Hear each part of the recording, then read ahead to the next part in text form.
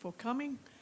Can I ask you for the record, before that, can I ask you to take the oath, please? Sure. Could you raise your, are you Christian? Yes. You are Christian. Right hand, I swear I swear that the evidence that the evidence I shall give I shall give before this commission before this commission shall be the truth, shall be the truth, the whole truth, the whole truth, and nothing but the truth. and nothing but the truth. So help me God. So help me God. Thank you. So for the record, can you state your name, your occupation? Please go ahead. Okay, my name is Christian Leone. Currently, I'm the Deputy CEO, Deputy Chief Executive Officer of Island Development Company. What is your profession? Well, I'm trained as a civil engineer. I've got a master's in civil engineering, graduated in 2002. Thank you. For how long have you been working for IDC? Started working in IDC from October 2019, so it's a little bit over 6 years. Before that, who are you working for? Well, I had a career in the Ministry of Land Use and Housing. I started off as an engineer overseeing the reclamation projects. And then over the years, I was promoted to Director of Land Bank, oversaw the infrastructure projects on Ile Perseverance.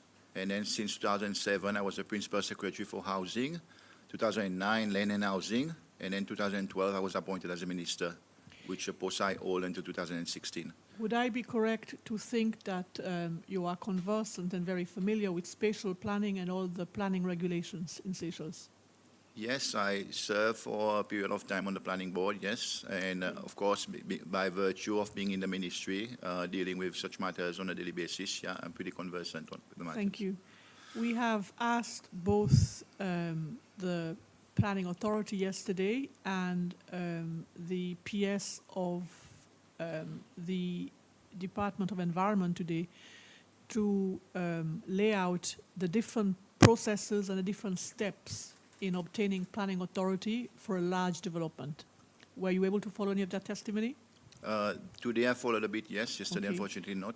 Would you agree with what was stated as the normal process for applying for an application? Yeah, my understanding there are two processes. There's a process that you will do a consultative process through the SIB, but it is not a mandatory process. Mm-hmm. The mandatory process is through the planning authority. Mm-hmm. So a developer may choose to go through the SIB, so they are given guidance on the different requirements for such a development, or they can choose to go directly to the planning authority to submit a plan, and the planning authority basically then will circulate the plans to relevant stakeholders to comment on the application. Okay. Are you familiar with the development that took place on Assomption? Yes, I'm familiar. I've been involved in different instances. I was first involved in the expression of interest. So let me just break it down a little bit more. When was the first time that you became familiar with the fact that there was going to be a development on Assomption? Well, it has always been on IDC's 5-year development plan for us to have an ecotourism development on Assomption. And the last 5-year development plan was approved by Cabinet in 2023. But the previous one, which was 2018 to 2023, Assomption also was earmarked for a small ecotourism on the island. So Okay. it's always been on the plan of IDC. Okay, but at some point between 2018, the plan, and the 2023 plan, there had been other plans for Assomption. Would I be correct? Yes. Can you, for the record, state what these were? Well, at one point in time, government, there was a discussion about a naval base on Assomption, which, as we all know, there was an outcry by the public. There was a lot of discussion, and then this plan was shelved. Okay. But despite that, it was always on IDC development plan for a small ecotourism project on the island. Before Assomption, before IDC took over the island, who was there before you? Well, there was a list. There was a list of private owners before the 1980s, whereby they were extracting guano. And Who were these people? well, I can provide a list: the Chamois Blash, Arisavi. There's about 4, 5, 6 different lessees that were on Assomption. And when was the last exploitation of guano on Assomption? Around what year? Actually, I did that for the presentation I did for President Amini when he visited the island recently. It must have been 78, 76, but I can confirm that. Thank you. In any case, I would be correct to say that in 1980, after a visit to Assomption, it was decided to set up a parastatal to look after the outer islands. That is correct, yeah. and that was when IDC was set up. Yeah, I'm not sure if it's related to a visit to Assumption, yeah, but IDC was incorporated after 1980, yes. Okay, and Mr. Savi was then appointed in 1982 Yes. as the first CEO of that parastatal. Yeah, if I'm not mistaken, the first managing director was Monsieur Belmont, and then Mr. Savi took over from Monsieur Belmont. Okay. So at what stage was there a military presence then on Assumption? It's between 1980s and 1987, 88. Actually, it was the military who built the first airstrip on the island. And then, for a reason which we came to know to us as it was too costly to maintain the island, to keep the island ongoing, they left the island. And IDC, if I'm not mistaken, came to Assumption, must be in the early 90s. Okay. Yeah. And what kind of presence did you have there? What kind of buildings did you maintain? What services did you provide at that time? Well, we had a small team of about 4 or 5 people, not more than that. Basically, our aim was just to keep Assumption open, to facilitate access to the SPDF, gateway to Aldabra, because the Aldabra staff also was using Assumption as a stopover. There's no airstrip on Aldabra. So they were flying their staff to Assumption and then taking a boat to Aldabra from Assumption. So what services were you providing in terms of the people landing on Assumption intending to travel to Aldabra? Well, we provided the aviation services, kept the airport, the airstrip open. We also, a very important point for our presence on Assumption was for us to stop the poaching that was going on Assumption. Because when the island was unoccupied, a lot of people were coming to Assumption to poach turtles, poach whatever they could from the island.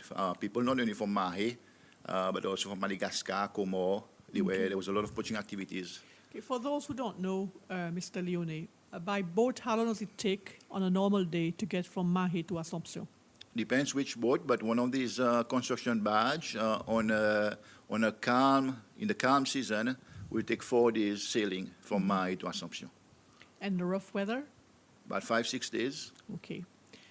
And how long would it take for the same boat to go from Assumption to, say, Madagascar? I would say a day and a half. A day and a half. Yeah. So you would agree with me that Assumption is much closer to Madagascar than it is to Mahe? No, definitely. For example, the IDC own aircraft, which is a Beechcraft 1900D, takes us 2.5 hours to fly from Mahe to Assumption. But in the same plane, it will take 30 minutes to reach the north tip of Madagascar. Thank you. And when you talk about poachers that came to Assumption and continue to come to some of the outer islands, these would be not only Seychelles, but would these be foreigners as well? For sure, yes. A lot of people from Madagascar. Recently, we caught people from the Comore, illegal fishing on just off Cosmoledo, which is not too far from Assumption, Aldabra. So yeah, they do come. Okay, so you would find, therefore, that a presence on Assumption is necessary? Definitely. It is in the mandate of IDC for us to protect and preserve and also develop these islands in a sustainable manner. Is that the objective of the IDC generally for all the outer islands? Yes. What do you understand by sustainable development? Well, it is a development that will basically coexist with the environment, that will bring value to the environment, that will protect the environment. This basically for me is sustainability. I mean, for example, there is this question about whether the Assumption project today is an eco resort. I'm going to come to that in a minute. Just wait a minute. Assumption is part of the Aldabra group. Yes. Is there any specific matters concerning Assumption because of its position with Aldabra that sets it, for example, differently to the likes of Cosmoledo and other islands? Well, Cosmoledo and Astor also is part of the Aldabra group. Yes. Okay, but for me, the protection of all the islands is the same. There's more scrutiny on Assumption because it's proximity to Aldabra. Okay. The people with SIF being responsible for Aldabra, they are worried that any development on Assumption will have a negative impact on Aldabra. What is the distance, the closest distance from Assumption to Aldabra? It's about 20-25 nautical miles, distance from Mahe to Prane. And kilometers? Multiply by 1.6, so 36 kilometers. Something like that, 32 kilometers. Okay, thank you. So they're very close. They're very, A distance from Mai to Prale. okay. Yeah. Thank you. Now, in terms of, we go back now to what you described as the letters of interest that were published in the papers concerning both Kwe and to Assomption. Before that, had you come across the investors that were interested in investing in Seychelles? Yes, I first met the investors on the 29th of April, 2023, where they requested to have a visit on both Kwe and Assomption. They had just heard of those islands, or had they visited Seychelles before? I think they've heard of it, yeah. I think probably I know the Emir of Qatar, for example, he frequents Assomption on an annual basis. He loves the diving, so he charters local boats. He comes with his own boat, and he charters also local boats such as Maya Dugong, that acts as a service provision boat. So that was their interest in the first place? I can't say that it was directly related to that, but I can say they must have heard of Assomption through these. Okay. So they came and they expressed an interest to do a development on one of the outer islands. Yes. So now guide us through what happened. No, basically we told them that IDC will have to launch an expression of interest, because we were always looking for the best project for these islands. And given that it was already part of our 5-year development plan, we felt it was an opportune time for us to launch this expression of interest. Actually, it was published, if I may, it was published in the Seychelles Nation in Today, if I'm not mistaken, but for sure in the Seychelles Nation, on Saturday, the 3rd of June 2023. Both for Assomption and Kwe. Okay, and I was the one that was mandated by the CEO of IDC to basically receive the queries and so on for the EOI. There was 1 or 2 queries, one also from a Seychellois, who wanted to basically set up a small seasonal tent accommodation on Assomption for fishing activities and so on and so forth. But on closure of the EOI, which was 2 months later, we had only received 1 submission of the EOI, and this was from the Qatari group. Ocean Breeze. Sorry? Ocean Breeze. Yeah, well, it was by the Assets Group. Assets Group, yeah. Okay. So then what did you do? Well, basically then, as per our internal procedure, the proposal was submitted to the project committee, which is the board committee. Of IDC. Of IDC, yeah. The board committee reviewed the proposal. Subsequent to that, it was submitted to the main board of IDC. And based on the approval of main board, and we issue a letter of acceptance of their project. Can I just stop you there, because the different persons are necessary for the purpose of this commission. Could you tell us who the board of IDC was at that time? Okay, I can do that, yes. Thank you.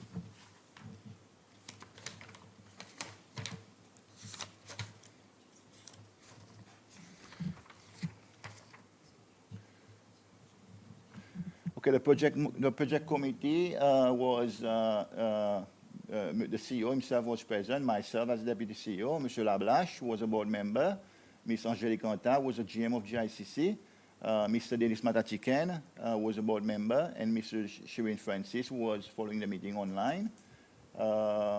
And then in attendance, we also had PS Denis Barbie from the Ministry of Lands, the CFO of IDC, Mr. Anupari, and Mr. Michael Govindan, our PR and Communication Officer at the time. And the board, and this meeting was held, the project committee meeting was held on the Wednesday of 9th August 2023. And the board of IDC reviewed the project on the 23rd of August 2023. And the members at the time was Mr. Lablache, Patrick Lablache, Mr. Savi, myself, Angélique Anta, Shirin Francis, Willy Confé, et Madame Angèle Lebon. Okay, Mr. Matachikan was absent that day. Okay, in attendance was Mr. Anupari and Mr. Michael Govindan. Thank you. So did your board approve the project? Yes, the board approved the project, and subsequent to the board approval, a letter was issued to the developer. There was also a resolution written to that effect. Accepting their project, accepting their project. interest. Yeah, that's an internal board document. And then on the 23rd of August, the same day, a letter was issued to the Mr. Abid Butt, who's the group CEO of Asset Real Estate Development Limited, informing them that we are pleased to notify you of our intention to award with conditions. Okay, thank you. So what subsequently happened? No, subsequently to that, they basically had to go through the whole. So you guided them, you told them. Yes. So this is the process in Seychelles. Yes. You now have to go to planning, correct? Yes. We said going forward, you will have to comply with the following. Within 3 months from the date of this letter, submit a detailed application to the Planning Authority. 2, undertake a Class 1 environmental impact assessment to be submitted to the Ministry of Agriculture, Climate Change and Environment. Okay, and the service, of course, will be subject to government sanction. Okay. Are you aware whether they went to planning subsequently? Yes, they went for this. I think they submitted an outline application to Planning Authority. Yeah. Were you involved at all in the consideration of this outline application? No. Was IDC involved at that stage at all? No, IDC definitely had certain input. I mean, we are the custodian of the island. I mean, we know the island better than the developer. So definitely we had certain input on what can be done or what cannot be done, what will be accepted and what won't be accepted.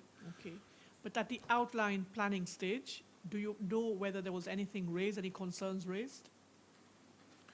Well, there was, I believe there was, initially there was a lot of concern in terms of the size because if I remember correctly, the initial project proposal that came to us, there were 42 villas, and it was 6 or 7 restaurants, and I think it was about 71,000 square meter or footprint. Okay, but that was still part of the ecotourism concept. Yes. Okay, and that is the stage I want to ask you, what do you understand by an ecotourism project? You see, it's, first of all, I don't think there is any legal definition in Seychelles what is ecotourism. But for me, eco is not a question of size, okay? Mm-hmm. It's a question how you manage the establishment. Mm-hmm. For example, on Assomption, it will be 95% powered by solar energy. Okay, that is eco. Mm-hmm. All the wastewater that will be generated from the project will be treated and used as irrigation water. It's the way you basically incorporate your conservation into your management of the development, educating your guests about things on Assumption, best practices in terms of environment, so on and so forth. So basically, there's no definition that says an eco resort needs to be 5 rooms, 6 rooms, 7 rooms. It's the practices associated with that development. So that's the size. In terms of the appearance of the buildings, does ecotourism conjure up any particular image of what it should look like? Well, you must keep in mind that Assumption is located in a cyclonic zone. So you cannot have a wooden construction on Assumption. You need to have a concrete with a concrete roof. So it basically it is a requirement of the climatic condition of that area. So, like I said, there's no legal definition of what is an eco. For me, it's the practices that accompanies that development that defines it as eco. You don't see it as the buildings that are constructed looking or melding into the landscape? Well, I think the architect has tried to basically incorporate the architecture into landscape. For example, there's a talk about using the corals that are lying on Assumption. Corals that were extracted during the Guano days to use as cladding of the building. Mm-hmm. So that is a way trying to blend but this is always up to interpretation. I mean, when I see something will blend, you might see it differently. Somebody else might see it differently. Okay. But the type of construction is as a result of the climatic condition of Okay. Assomption. So you would agree with me that the photos that have appeared in the media and the photos generally, the buildings look very ugly. They are very stark concrete buildings that stick out at the moment at this stage. I think this is subjective. Okay. Okay. I'll stop there. This is very subjective. You don't agree with me that they are ugly? It's a matter of taste. You know, like I said, the type of development required on Assumption will differ from a place where there's no cyclone. You have to have robust construction on Assumption to retain a possible cyclone. Remember, we've had a cyclone in 1998, 2006, 2016, and touch wood, 2026, we don't have a similar. Yeah. It's been a repeated pattern over 10 years. Yeah. So whatever project is conceived for these outer islands that lie in the cyclonic belt, you are quite constrained in the type of product that is put up. Is that what you're saying? It has to be something which is designed to withstand the speed of the 200 kilometers to 50 kilometers wind that will come with a cyclone. Yeah. Thank you. So they went to the outline planning permission and they got through that. Yes. Eventually. What was the next stage after that? The next stage is that they will require, well, the outline planning was subject now to EIA Class 1, which ICS was appointed so to. This is where I want to stop you, because they said yesterday that, I mean, the representatives of Ocean Breeze yesterday said they were directed by the IDC to go to ICS for the environment and social impact assessment. Is that be correct? Yes, it is correct. Yeah, we suggested ICS. It was a genuine suggestion. Remember, at the time there were a lot of issues ongoing with projects on Mahe. There was a Cheval Blanc project. There was one at Canopy at Aslamouche. And we felt that ICS, given the fact that they are on the island, they have, how do you call it, they are passionate about protecting the environment of the island. We felt that ICS would be better placed to come up with a proper ESIA report. Why ICS instead of SIF? SIF were already acquainted with the Aldabra group. Well, ICS also has been acquainted with a lot of these similar islands. ICS has been doing work on Astor, which is similar to Assomption, doing some work on Alphonse, and they've been the conservation partner of IDC over the years. These two are the only two local NGOs that could have done this work. No, I mean, any NGOs can do a ESIA, okay? But we felt the fact that ICS eventually, because at the time the plan was for ICS, as it is for other outer islands, they will continue to safeguard the environment. And we felt that, you know, there's this issue about conflict of interest. That's what I'm going to ask you. The concern that was raised by the Department of Environment was Mr. Glennie Savi was, and I think he still is, a board member of ICS. A trustee, yes. Yes. So therefore, they felt there was a conflict of interest. Well, but we can also argue, because this is something that you can also put to ICS. ICS made an appeal to the ministry on this issue of conflict of interest. We are aware of that. Mrs. Law this morning explained that. Today, as it is, any EIA consultant is employed by the developer. So conflict of interest is there, whichever way you look at it. We sincerely felt, given that ICS has an obligation, is passionate about protecting these outer islands, they are very au fait with the environment of these outer islands, we felt that they would do a better job protecting the interests of Assumption. That was the only reason why we directed the developer to ICS.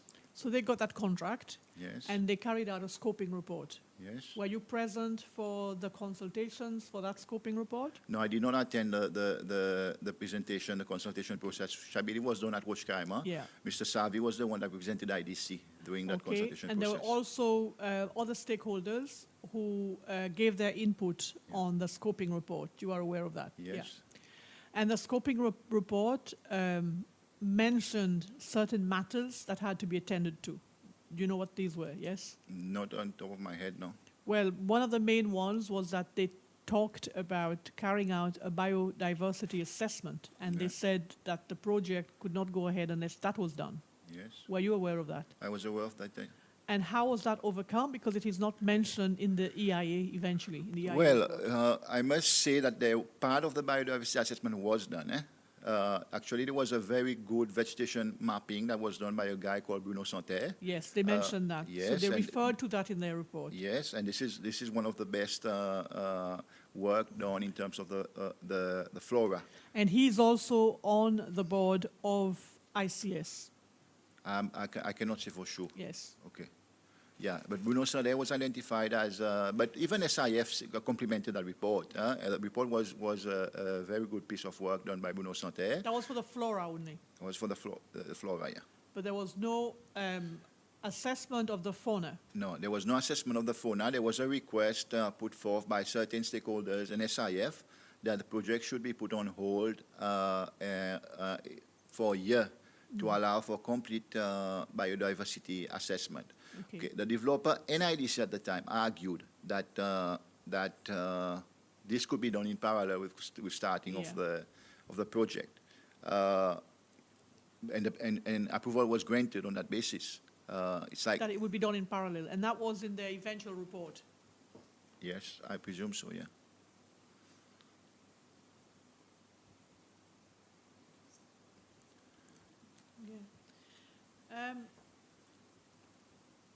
How did you overcome those concerns by SIF? That they said, look, we don't have base studies on, for example, the tortoise population. We don't know how many sea turtles are coming on shore. How did you overcome those concerns? Well, in any consultation process, there are different views. We were of the opinion that provided that the biodiversity study started from day one of the construction, we would have achieved the same aim. But I have to press you on that matter. Why was there an impatience to get on with the project instead of slowing it down and allowing that assessment to be done? Well, there was the issue about I mentioned earlier that if history repeats itself also, that in 2026 we might have another cyclone on the island. Touch wood, it doesn't happen again. So that was one of the things. Personally, I was very much concerned about that. Okay, but it was up to the authorities to say no. We're not going to let the project go ahead until that study is done. But we felt that we can do it in parallel. The flora had already been done. It was just the fauna that was required to be done. Okay, and the fauna remains a concern for many of the NGOs and many of the objectors to the development now. They say that there was never any baseline studies done and that doing something like that in parallel does not allow for the proper biodiversity assessment, because obviously if the construction is taking place, then that overcomes or will produce a different biodiversity report, because they're already affected. The fauna, so to speak, would be already affected by the construction. Yeah. So the point of departure from virgin land to a construction in process to a finished product, that itself has an impact on biodiversity. So they argue, yes, but I'm not an environmentalist. I'm not somebody with an environmental background. I'm a civil engineer. Bearing in mind, we're only developing 4% of the total mass area of Assomption. But it's their argument that they're bringing forth, yes. Okay, and they maintain that even if it's 4% of the area of the island, it is one of the most fragile parts of the island, because it is the part of the island where most of the sea turtles come up for laying eggs and where the sea turtles hatch. And it's also the part of the island facing Aldabra. Well, it is evident that if a development, a tourism development will be developed on a piece of property, they will choose the best site to do it. I don't think they will put it at the back of the island. But measures has been taken in place for us to mitigate the impacts of the sea turtle nesting, for example. And I think there's been improvement rather than the other way. For Could you example, tell us about these? no, for example, one of the conditions that this has been in place with IDC for many years, the development of the Wash plat, that all setbacks, all the planning authority says 25 meters is what is required. We've always insisted that we should be 40 plus setbacks. That is one. Initially on Assumption, there was a coastal road that basically was just behind the vegetation line. And with the project, we've agreed that this will no longer be there. Actually, we've stopped using that road. We've put a new road at the back. So this will in itself create more space for turtle to nest. So there's always positives from a development. It's true, during construction, it looks a bit messy. When you're building your house, it's messy. But after that, you put things in place that basically improves the environment, makes the environment better. So you maintain that there would have been no complications or no difficulty with the biodiversity plan being done at the same time as the development being built? As a civil engineer, I think it's possible to do it at the same time, yeah. Okay. So one of the conditions that they put for that to happen was that an environmental officer be appointed, Yes. and that regular supervision was done both by planning and by the environmental department. Yeah. Did that take place? No, the environment officer only came to the island after the first stop notice was issued. Actually, I had the opportunity to visit the developer in Qatar in December, 7 or 9th of December 2024, as part of the ending over process of Mr. Savi. And I was accompanied there by Mr. Savi himself and Ivan Moodley, who's the quantity surveyor that we appointed on the project.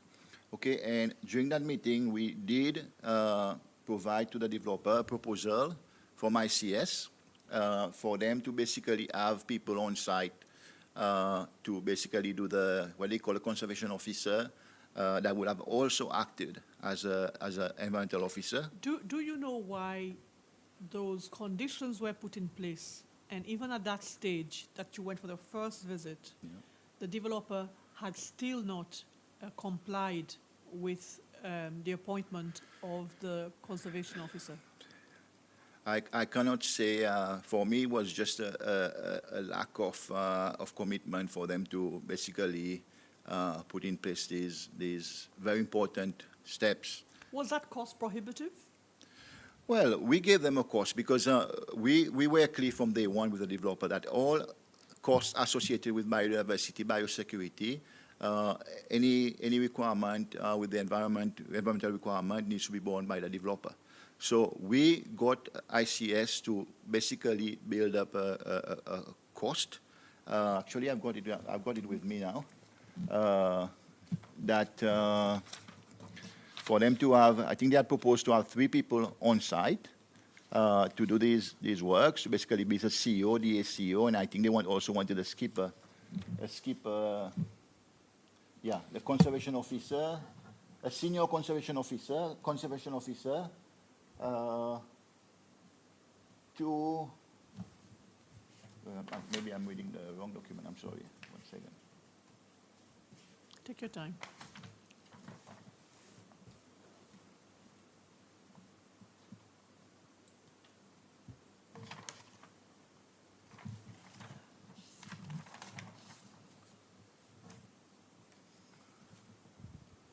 Okay, the Assumption OPEX and APEX budget, it was for a senior conservation officer, an assistant conservation officer, and a ranger. So at what stage was that given to them? This was hand delivered to Mr. Omar Al-Saili, who was the general manager of IDCC, which is one of the arm of the developer, on the 7th or 9th of December. Okay, and then I followed up with Was that before construction started? It was just at the start, because the first construction barge landing on Assumption on the 5th of December. So who was doing the conservation on Iljipo for We had already put in place, based on our working relationship with Pestea, just to put in the context, under the biosecurity management plan, the consultant had proposed that IDC appoint somebody to be the biosecurity champion of the project. Okay, and we basically, from day one, appointed a gentleman in the office who was then doing health and safety, but we had shown interest in biosecurity. So we appointed Mr. Hugues Médéric as a biosecurity champion from IDC. We put that in place. And before the first badge left for... So you were paying Mr. Médéric? Yeah, he's still an employer. He's still an employer of IDC. So he was checking all the goods that were being badged? Yes, in collaboration with Pestea. So basically, we approach Pestea because we've worked with many pest control agencies. With Pestea being one of them, Gills Pest Control, a couple of pest control agencies, and we felt at the time that Pestea had the better capability to assist us in this endeavor. So we got Pestea on board, and Pestea from the very first badge, all the badges that have gone to Assomption has been fumigated, checks for pest, and receive a pest-free certificate from Pestea. Okay. So that's from the very number one badge to number 34, I think we are. And that first badge departed for Assomption when? You said you had the date. 30th of November.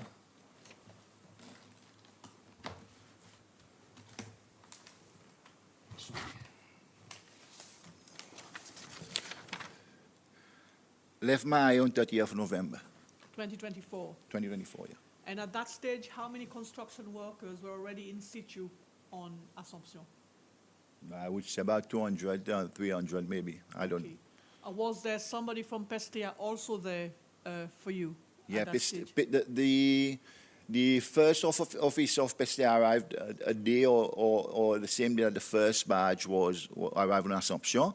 But of course, before the badge was permitted to land, to beach, the Pestea officer that was sent to Assomption visited the badge. So in terms of the construction materials, you are satisfied that there were measures to mitigate any environmental consequences of any pests or anything like that? On pest control side, we are very confident that we actually for the Information Commission there is a gentleman now that has been doing an entomologist who's been doing some work for SIF on Aldabra and also Assomption.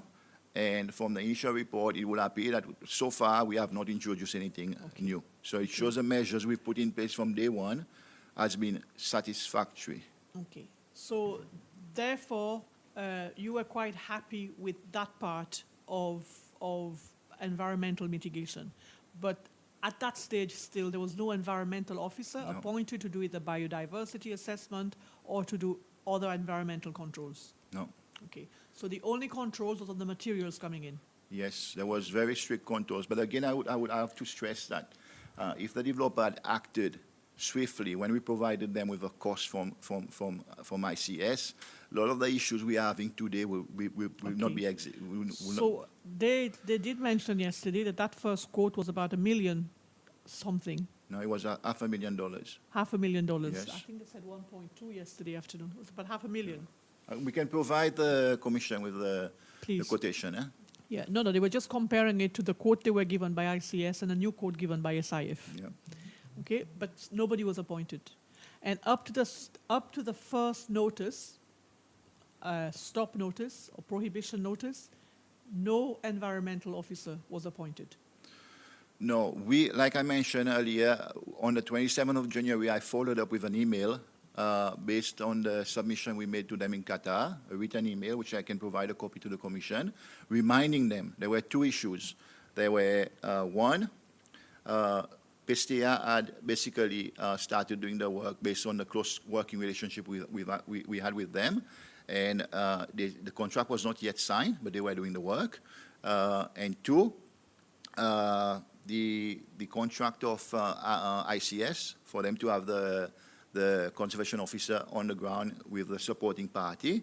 And three, there was a commitment by the developer for them to build a concrete plinth concrete platform, which was one of the recommendations of the Where? In Assomption? No, on Mahe. That's still Duport. Until Duport, A yes. paved area for doing the biosecurity. Exactly, yeah. Okay. So all this quotation was given to them in December, reminded them in January, and many reminders in our subsequent project meeting on a weekly basis. Nothing transpired from this. Okay. If they say that you were the persons who were tasked with environmental controls, what would be your reaction? Despite that, under the responsibility matrix of the contract, IDCs identified the responsible party. Okay, I don't think this absolves them from their regulatory responsibilities. Mm-hmm. Okay, the notice of acceptance is not served on IDC; it serves on ICS, who was an employee of the developer. Mm-hmm. It is the developer who has the responsibility to ensure that they are basically observing all the time. Plus, if you look, you don't see that role as having been subcontracted in the civil agreement with you. no, but subcontracting, there also needs to be an agreement in terms of a financial agreement to it. There's been no financial agreement to pay IDC whatsoever for that role. And furthermore, if you look at the ESIA, there is something which is annexed to the ESIA called the Environmental Management Plan. Okay, and the responsibility under the Environmental Management Plan is clearly defined as a developer. That was the material that was produced by Pitt Corson. No, this is the Biosecurity Management Plan. Okay. This there are dual responsibility. Some roles are for the IDC, some roles are for the developer. And that's clearly stated in the document. It's clearly stated. It's also under the ESIA, which is this document. Okay, if you go to page 69 onwards, which is the Environmental Management Plan called EMP, okay, there's a couple of things. Preservation of landscape and vegetation. Okay, it states there, responsible party, developer. Move on. Prevention of IES incursion. Responsible party, developer. All of these items are, so they can argue that it is our responsibility. What is that document you are referring to? It's the ESIA. For the record, Mr. Leone is referring to the Environmental and Social Impact Assessment Report. You have the civil agreement there with you, the civil contract. Yes. So you have just talked about the allocation of tasks. Under the responsibility matrix, yes. Yes. So how do you explain the fact that the tick there for environment is under IDC and not them? Well, I can't really give an answer to this. I was not party to the discussion of the contract. But like I've said previously, despite this, it doesn't absolve them from other regulatory documents. And this could be argued. I mean, they will argue otherwise, who will argue the sign. It's only a court of law that will decide who has responsibility. But as far as you're concerned, the funding of the environmental officer, the funding of the the biodiversity assessment plan, that was the responsibility of the developer. Definitely. And not yours. Definitely. And that contract for those tasks had never been given to you? No. Okay. Who directed them to ICS? It was yourselves? Yeah. We explained that, why we felt ICS was better placed to... Okay. So they still did not appoint the environmental officer. Yeah. And at some point, I think it was in June, they were issued with the first stop notice. Yes. That stop notice was issued to them and not to you? No, the stop notice was issued to IDC as a contractor, yes. Okay. So what did you do with that? No, we basically brought these matters to their attention. I said we've been issued on a stop notice because we are not fulfilling certain requirements, which we feel is not our doing, it's your doing.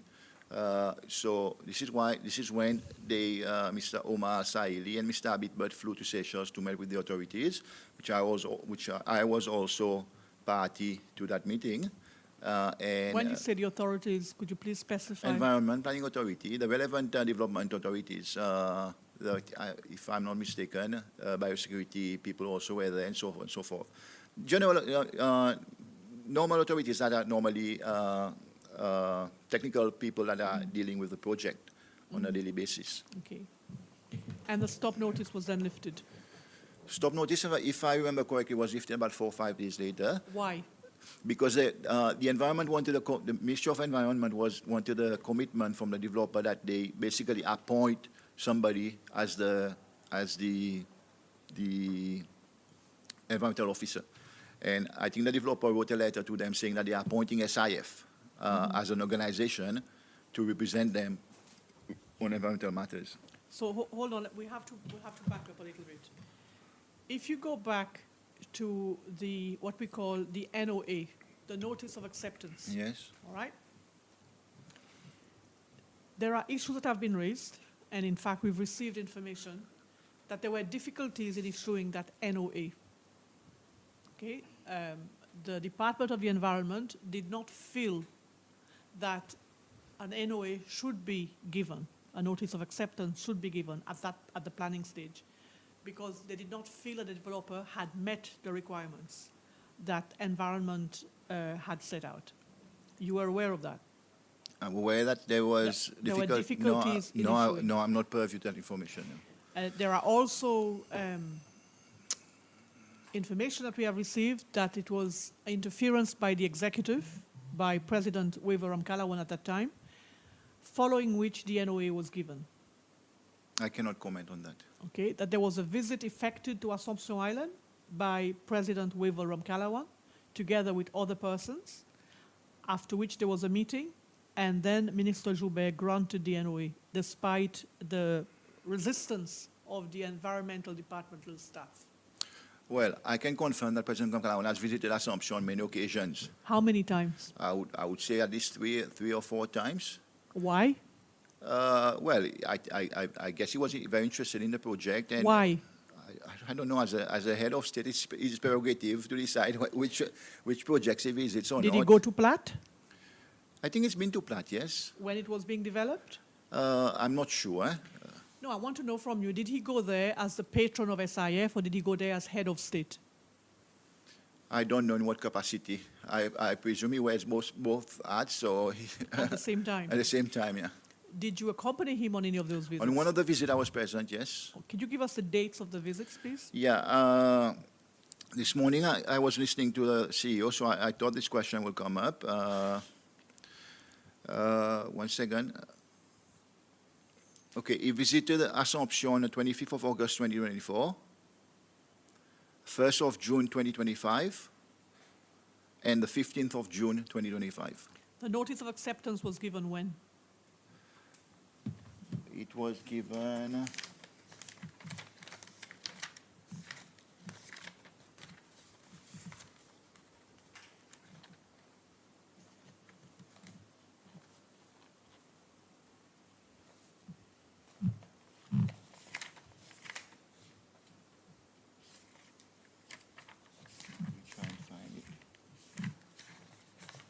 Somewhere September 2023.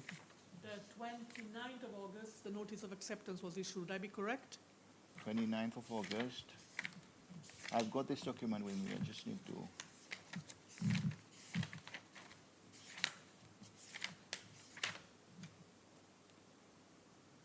I've got a notice of acceptance for environmental impact assessment report on the 3rd of September 2024.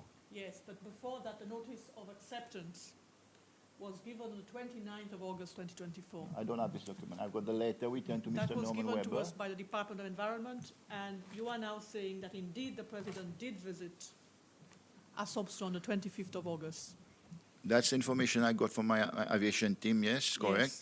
And we understand that the meeting was held at State House, and various persons were summoned to that, and they were asked to issue the letter, the notice of acceptance. I am not aware of that meeting. You didn't take part of that No. meeting. I understand Mr. Savi was at that meeting. I am not aware. Okay, thank you. After that, you said he also visited 2 other times, Yes. and you gave us the dates of those other times. 1st of June 2025 and 15th of June 2025. And you did not accompany him. I accompanied it on one of the visits. I remember which one. No, I've got the. I can tell you that.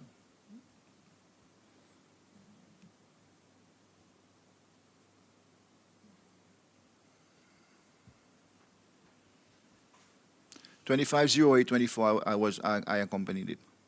25? 08/24. So you were on the visit in August. The first visit in August, yes. Okay. And do you remember if Mr. George was present at that on that visit? No, So- I can give you the full manifest of that visit. Yes, please. But Mr. George is not part of that. So who was part of it? Monsieur President Mkalawan, Monsieur Joubert, Mr. Philippe Monchi, Mr. François Adelaide, Mrs. Anne Bistoke, Mr. Jonathan Belwi, Monsieur Billy Rangasamy, Monsieur Norman Weber, Monsieur Glennis Savi, Monsieur Christian Lyonnais, Monsieur Roger Isaac, Monsieur Kamal Mancien, et Monsieur Rouvani Gilles. Yes. Yeah. And that is my question precisely, because our information was, it was the result of that visit and a meeting in State House that pressure was borne on Minister Flavien Joubert and the staff of the Department of the Environment to issue the notice of I cannot acceptance. comment on that. But I would also like to say, Commissioner, that I also accompanied him on the visit of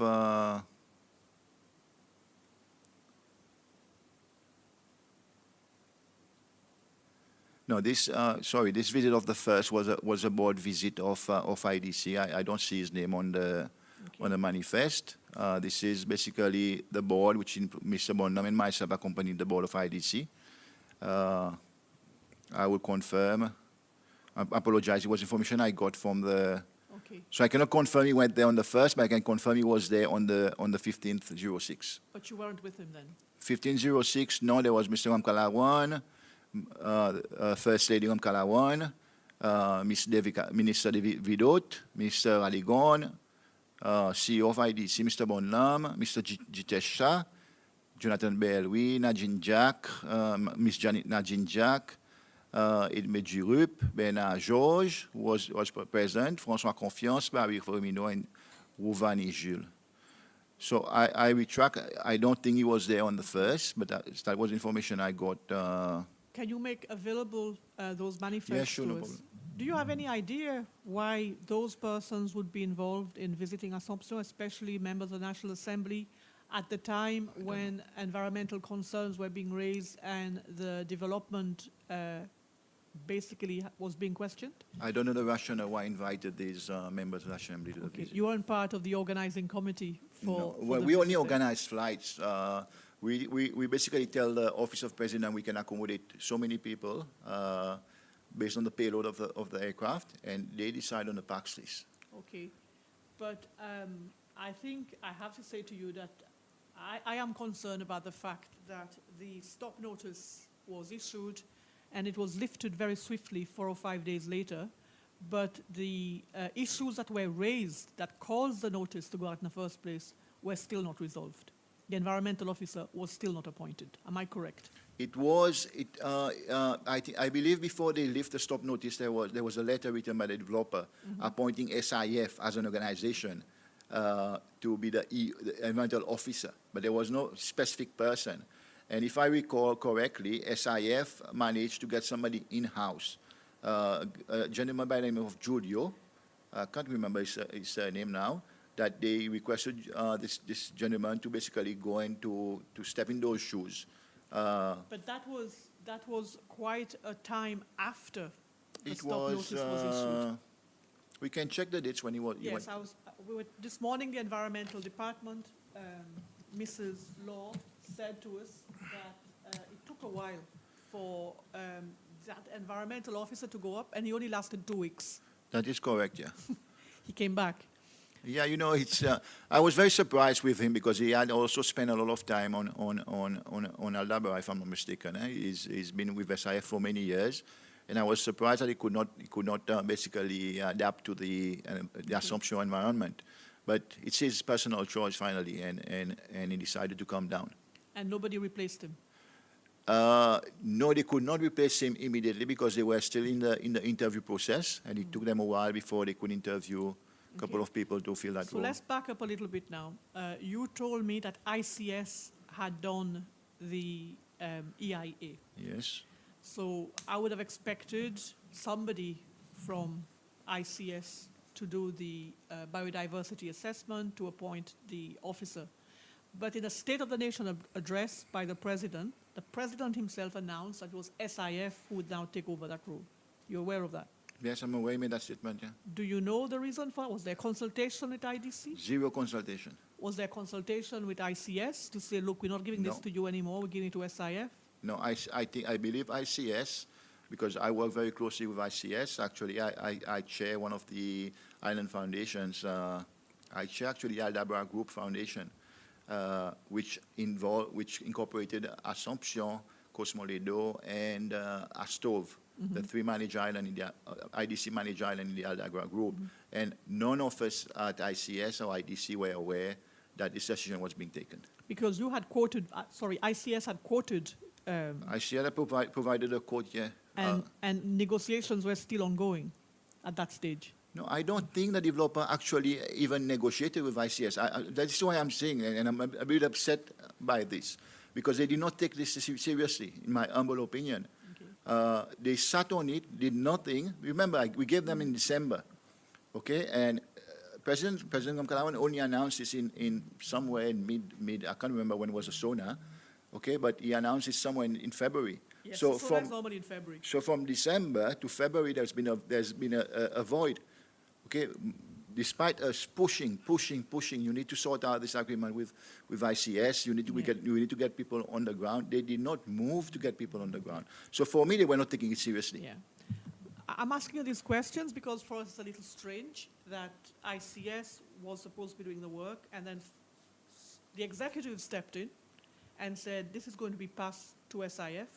SIF gets a contract for about $5 million to do this work, as opposed to ICS that had quoted, as you just pointed out, less than a fifth of the price to do the same work. Less than a tenth, yeah. Less than a tenth, sorry. And I'm trying to understand what was the reason for the President of the Republic to step into this issue and to ask that SIF take it over. I cannot comment. You can't comment, okay. So,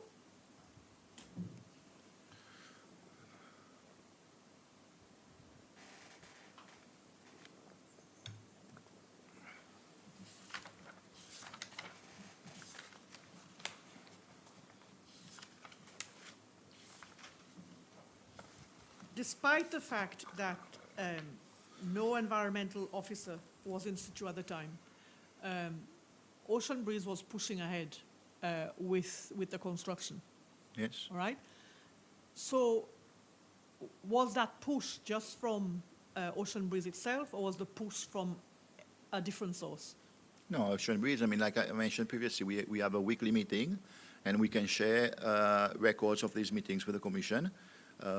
It's normal in the construction contract. You have the project manager on the client side, and you have the project management on the contractor side.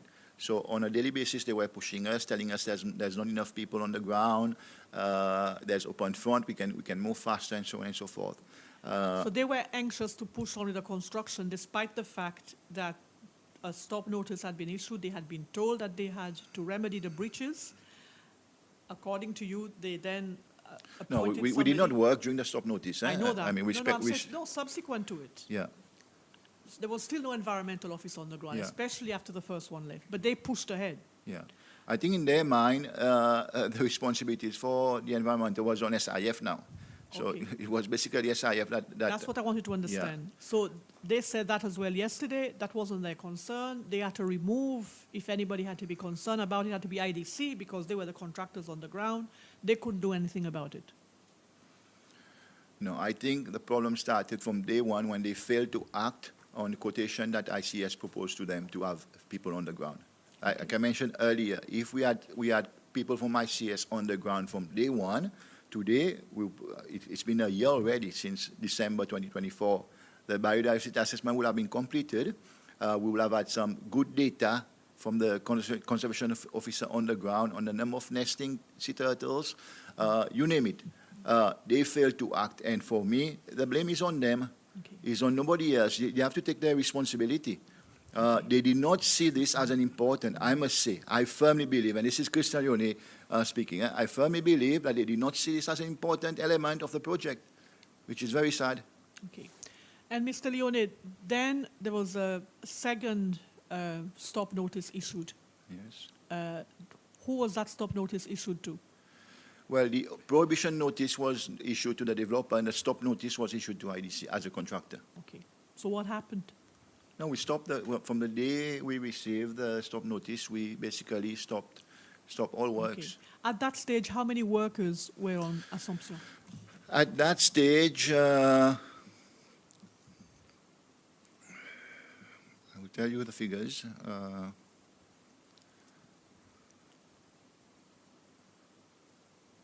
On IDC side, 465 workers. Okay. And on developer side, 60. So Okay. total 525 Okay. people. But it is IDC who normally applies the GOP for both of those workers? Both Yes, IDC had agreed with the to new recruit- management of to recruit IDC for UCC. to basically apply GOP under IDC. So all GOP of all the workers on Assumption are GOP under IDC. Okay.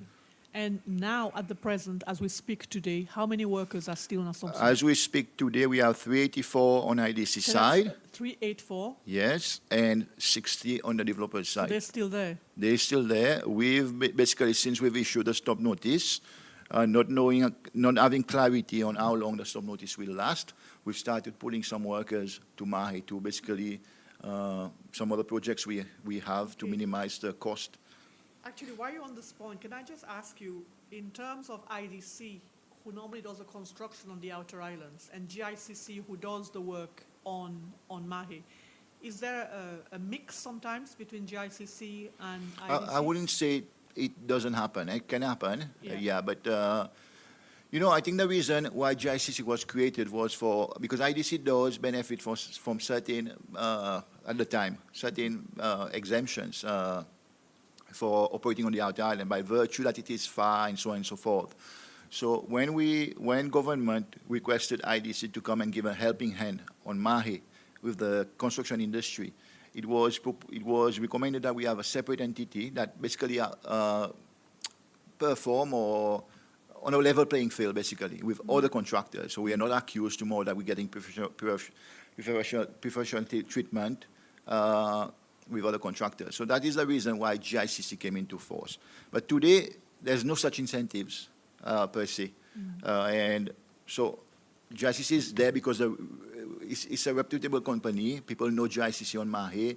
They associate GICC with good standard of construction and so on and so forth.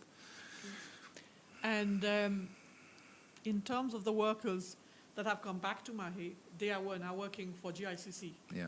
Okay, and other I suppose, other interests of island development companies. Yes. Correct. For the remaining workers that are on the island, what does it mean for IDC in terms of bringing food to them, in terms of the other facilities that the human occupation dictates? How does that work? Well, a direct cost to IDC today is about $700,000 a month. I would say for the workers' salary, providing food, electricity, internet charges. So that's quite substantial. So you charge that to No, we've the basically developers? basically from day one of the stop notice, contractually we've served them notice for possible extension of time and cost. Okay, but we can't basically claim this now. We claim this at the end of the project. No, I was just asking you because they said it's costing them $300,000 a day, whether that cost includes your costs as well. We've never shared our costs with them, so I don't know how we can include our costs, and I'm not privy. So what is that cost of $300,000 I don't know. US to them? I don't know. I know they are basically they've got 3 or 4 barges now sitting in the port, which they are leasing.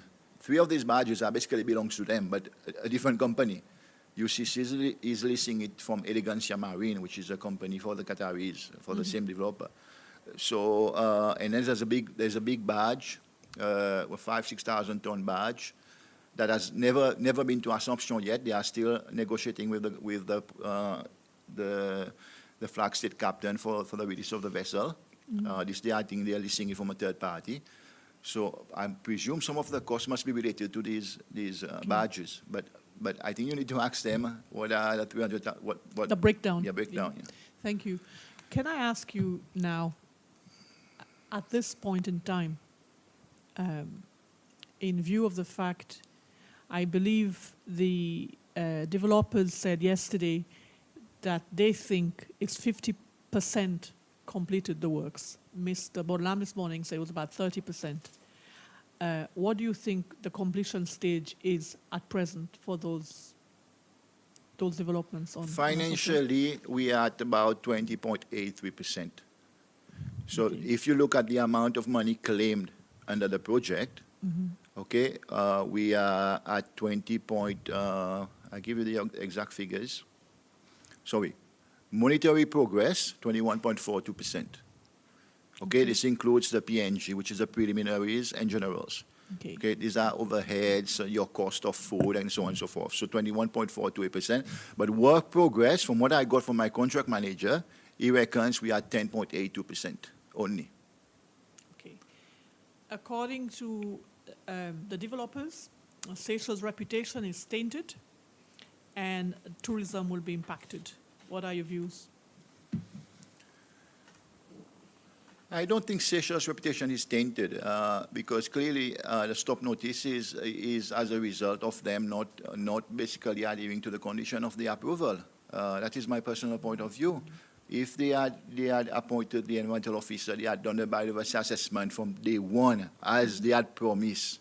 You know, from the very day one, they promised everything, these developers. Promised the sky and the moon and everything else to get the approval. But they did not follow through. I can attest to this, that they did not follow through. Okay. And for me, the stop notice was necessary for them to basically not to the line. I mean, respect the laws of Seychelles, respect your condition of environmental approval, and there will be no issue with your development. So in retrospect, would you agree with me that perhaps it would have been best to have the biodiversity assessment completed, even if you had slowed the project, an environmental officer in place, and then the project could have maybe proceeded more smoothly? I still share the same opinion that the biodiversity assessment could have been done as a civil engineer, as a deputy CEO of IDC, could have been done in parallel with the project, provided it had started on day one of the project. Because you must remember, when you start a project... So to start it on day one would have meant the presence of an officer there? Yeah, the appointment of the conservation officer, environmental officer on the island, starting to get this baseline in, bringing in experts, you know, because the biodiversity assessment is a study of many things, butterflies, land tortoises, whatever. I mean, things that I don't see, but a conservationist will see. So if they had done this from day one, we would not have been in this position today. Now, there are certain breaches that I must put to you that have been brought to our attention and which concerns IDC directly. Okay. We are informed that there were several breaches of the planning conditions. For example, that one of the conditions was that the land had to be cleared by hand and that heavy machinery was used. And in fact, this morning, the CEO agreed that this was done. Well, I disagree. I believe the initial clearing of the sites were done by hand. For example, it's impossible when you are doing the pegging of the site, for example, for you to have a machinery to go on site to clear. You've been to Assomption, Commissioner. You've seen the type of trees you have on Assomption. There's nothing that necessitates big machineries to clear the land for pegging. Subsequently, was heavy machinery used? Subsequently, yes. I mean, there's no other way to do it subsequently. Once you've already pegged the footprint of the building, and you need to start preparing for your foundation and so on and so forth, you need to move in with your... There's no way you're going to do this with pickaxes like they did in the guano days. Okay. There's also an allegation that what was cleared, the material that was cleared, was dumped on an ozone area in the St. John's. No, I think the biodegradable material, which are basically the branches and whatever, was stockpiled in one of the old guano holes, not in the St. John. But this project manager can confirm where they exactly. But these are organic material, eh? They will decompose over time, and there is also allegations that some of the holes, those blowholes, whatever you call them, in the karst structure, was filled with cement when planning had clearly stated that they had to be fenced off?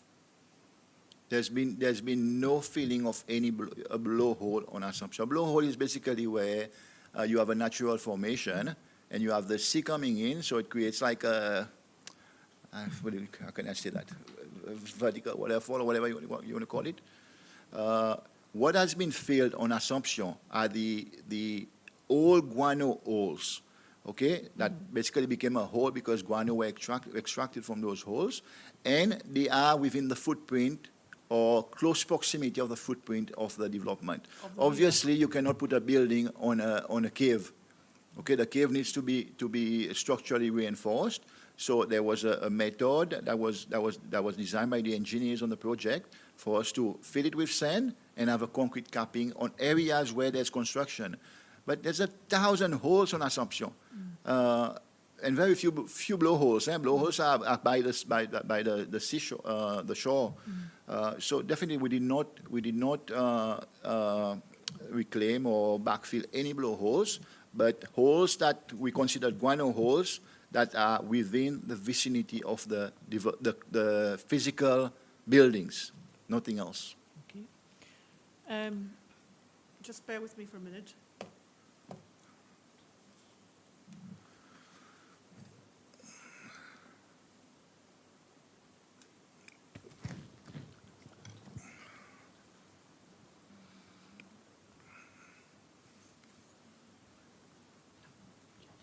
Sorry, we have talked about the environmental officer. Another big fallout was the construction of the jetty. Yes. And that was one of the conditions of planning as well, that the jetty would be repaired and extended for the unloading of materials. That has never materialized. Is that correct? I'm not too sure if it was related to loading of materials. I cannot say that, but I know under the NOA, if I may look at this document now.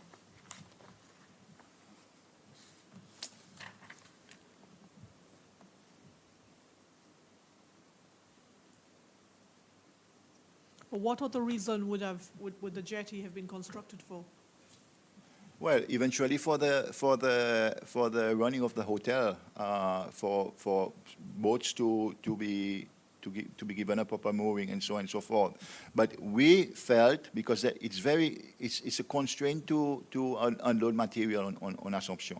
Actually on all IDC islands, we have to wait for the peak tides, which are normally every 2 weeks, okay? And so for us to be able to get more material to the island to sustain the progress of construction, we try to push the rehabilitation of this old jetty. Mm-hmm. Okay, but if I look at the trying to see where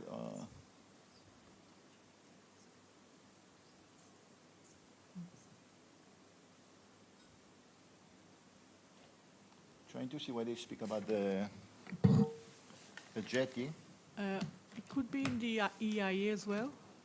In EIA definitely, yeah, but I don't know if it made particular mention to the jetty being used for construction material. We now feel that it is a necessity, for sure, that the jetty. But there was, okay, condition number 8 of the NOA of the 3rd of September 2024, it says a detailed planning application for the proposed reconstruction and repair of the existing jetty should be submitted to the planning authority for planning approval and environmental authorization. So there's no... Never happened. No, it never happened, but my point is there's no time frame also on it. They say they need to submit the planning application, which I believe now they have done. Yeah, it is done, but according to the Environment Department, there are problems because they have changed the plans of what was intended, and they are now intending to put quite an extended floating pontoon, and the Environmental Department feel that really there should be a marine spatial plan before that can be done. Yeah, I heard Mrs. Law saying this morning. I heard about the assessment. Assessment that needs to be done to show that this jetty will not basically affect anything on the So they've submitted a detailed plan for the Yes, jetty, they but they have. did not submit the report showing that this jetty construction will not affect, will not have any, will not have any Adverse adverse impact on the, On the beach? yeah. Okay. There were 7 reasons, 7 matters that had to be taken in hand by the developer for the stop notice to be lifted. Yesterday, when they gave evidence, they said they have complied with all of them. Have you any comment on those? No, I learned this morning that the environmental management plan was still outstanding, which is, again, I mentioned this document earlier, it's an integral part of the ESIA. That's the biosecurity management plan, but also the biodiversity assessment has still not been done. This is still not been done. Okay. And the jetty planning, the nursery planning submission, they said they've submitted. It's been submitted, yes. But I believe the Department of Environment is not happy with it. We have not had any comments yet from environment. And the Formal comments? species relocation. No, not submitted. And an updated construction environmental management plan and an environment management plan to the Environment Department. This was submitted by IDC? So that's done. That's since done, the 27th of November. Yes. Thank you.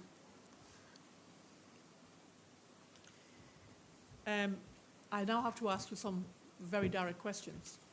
Were you ever contacted or in any form, on any platform, by anyone, put pressure on you to speed up the construction works? Personally, no. To do certain things that should not have been done under the planning regulations, No. under the environmental regulations? Did you ever receive any money from anyone Certainly not. in terms of this development? No. We paid a salary, I've been paid a salary by IDC. That's it. Okay. Thank you, Mr. Leone. Is there anything you would yourself like to add? No, I think I would just like to say that, IDC has, our witnesses, all the Seychelles had the opportunity to visit the outer islands of Seychelles. IDC has always done its utmost to protect the environment of all these islands. Okay. If you visit these islands, you will see they are still pristine, they're still well kept, well organized, and it is in our mandate basically to protect and preserve all the islands under our management. And Assomption is no different. I forgot to ask you, we were also informed now that I think Pestia has withdrawn its services because it has not been paid. Yes, I received an email last week from the direction of Pestia asking me to basically book a flight for their last personnel who was on Assomption to fly to Maui because of long outstanding dues. But this is a repeated thing. So who pays Pestia? They have a contract with the developer. But I must say that Pestia stayed 6 months on Assomption without being paid at the beginning of the project. And they were only paid after the first stop notice of the project. The first notice in June? In June, yes. Even the contract for the concrete platform at IDC was only signed after government authorities put pressure. Actually, there's and I printed this, I think it was relevant. There's an email that I wrote to the Ministry of Environment. You can find it with all these papers. You are going to give me copies of all of these afterwards? I will anyway. give you copies, yeah. Which I wrote to the Ministry of Environment asking basically for help putting pressure on this on the developer. Because we've been saying that, look, Pestia is there, it's inhumane for somebody to be on the island to be for 6-7 months not being paid. We have this concrete plinth, which is a part of the, see, I wrote on the 29th of May 2025, I said, quick update on IDC. Pestia contract yet to be signed. Pestia requesting to remove their staff from the island. We are yet to get instruction from the developer, concrete plinth. Bullet points update, Developer additional 2 vessels has arrived on Maui. As of the 10th of next month, we will have 3 barges reaching the island during one tide. That is a 5-day period. We need more people on ground to implement the biosecurity requirement. One Pestia guy, if he's still there, is not enough. As a landlord of Assomption, I'm flagging this to authorities to do the necessary so that we have enough people to properly safeguard Assomption from any biosecurity risk. So, Mr. Leone, would I be correct to say that you find these developers quite difficult to deal with, both in terms of their financial obligations and meeting the environmental and planning regulations? On the financial side, definitely, yeah, a lot of difficulties. Yeah, I will not say this in open session, but yeah, they do eventually honor their financial obligation, but it takes time. Okay. I just forgot to ask you one question. There's been an allegation, all right, that in the way IDC operates, all the companies that had to do with this project, all right, somehow had a link to Mr. Savi. Pestia, Westia, Atom, ICS, all of these had to do with Mr. Savi, that he had a finger in every pie. I think this question is best you put to Mr. Savi. Okay. But what I can say is that, yes, we work with Michel Savi on many projects. We've worked with Bronson Williams on many projects. They are people that we've established a working relationship. They provide a good service to IDC. We can rely on them for safe and sound structural input on all the projects that we do. And I don't know what if there's any... But would you agree with me that procurement regulations are not followed in terms of allocation of contracts to them? Not entirely. I would say that a lot of the projects we do go out and tender with different companies. There are some projects that we do a direct bidding with. We do not... I don't know. I cannot say that... I don't know. It's a question that you need to put to the CEO if there's been any influence because Michel or whatever, or Pestia and so on. For example, Pestia, we've been working with Pestia, I mean, for a long time. And the old IDC headquarters, the pest control was done by Gil's Pest Control. And we don't have an appointed pest control officer now for the new head office. So we just do it on ad hoc basis for the time being. But they give us a good service, and when you get a good service from somebody, you tend to go back to that person. But it's a question that I would advise you to put it to Ms. Savi. I will indeed, Yes. when the time comes. Yeah. Thank you. Anything you want to conclude with? No, I Okay. don't think I've got... no. Oh, yes. Could you please make available, or you can present these formally, but you can then make copies for me. So do you admit the documentation you've referred to today as documents for the Commission? Yes. Would you mark them? COI 8 is the marking. Would you let me have those as soon as you can, please? Do, yeah. Thank you. Thank you, Mr. Leone. It You may was a leave the pleasure. Commission. Thank you. Thank you. Thank you. Sorry, for the record, the documents presented by Mr. Leone and exhibited are marked as COI 9. Thank you. Okay. Thank you. Thank you so much.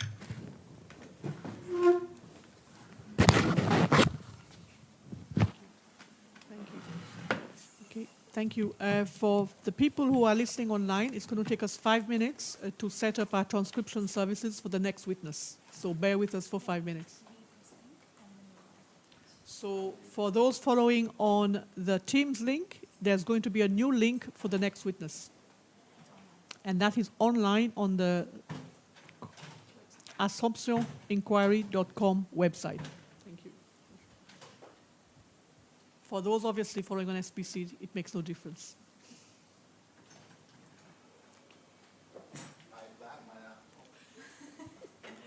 You might need them.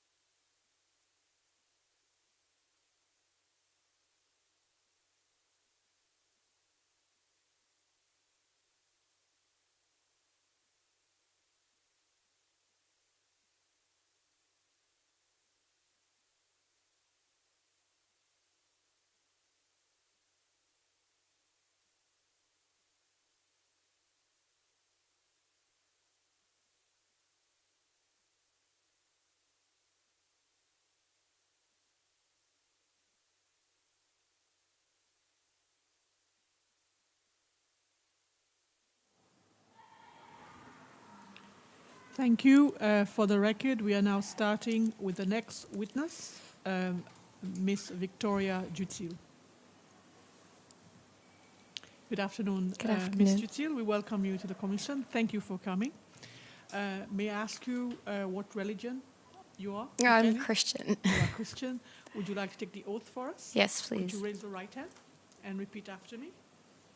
I swear I swear that the evidence that the evidence I shall give before this Commission I shall give before this commission shall be the truth, shall be the truth, the whole truth, the whole truth, and nothing but the truth. and nothing but the truth. So help me God. So help me God. Thank you.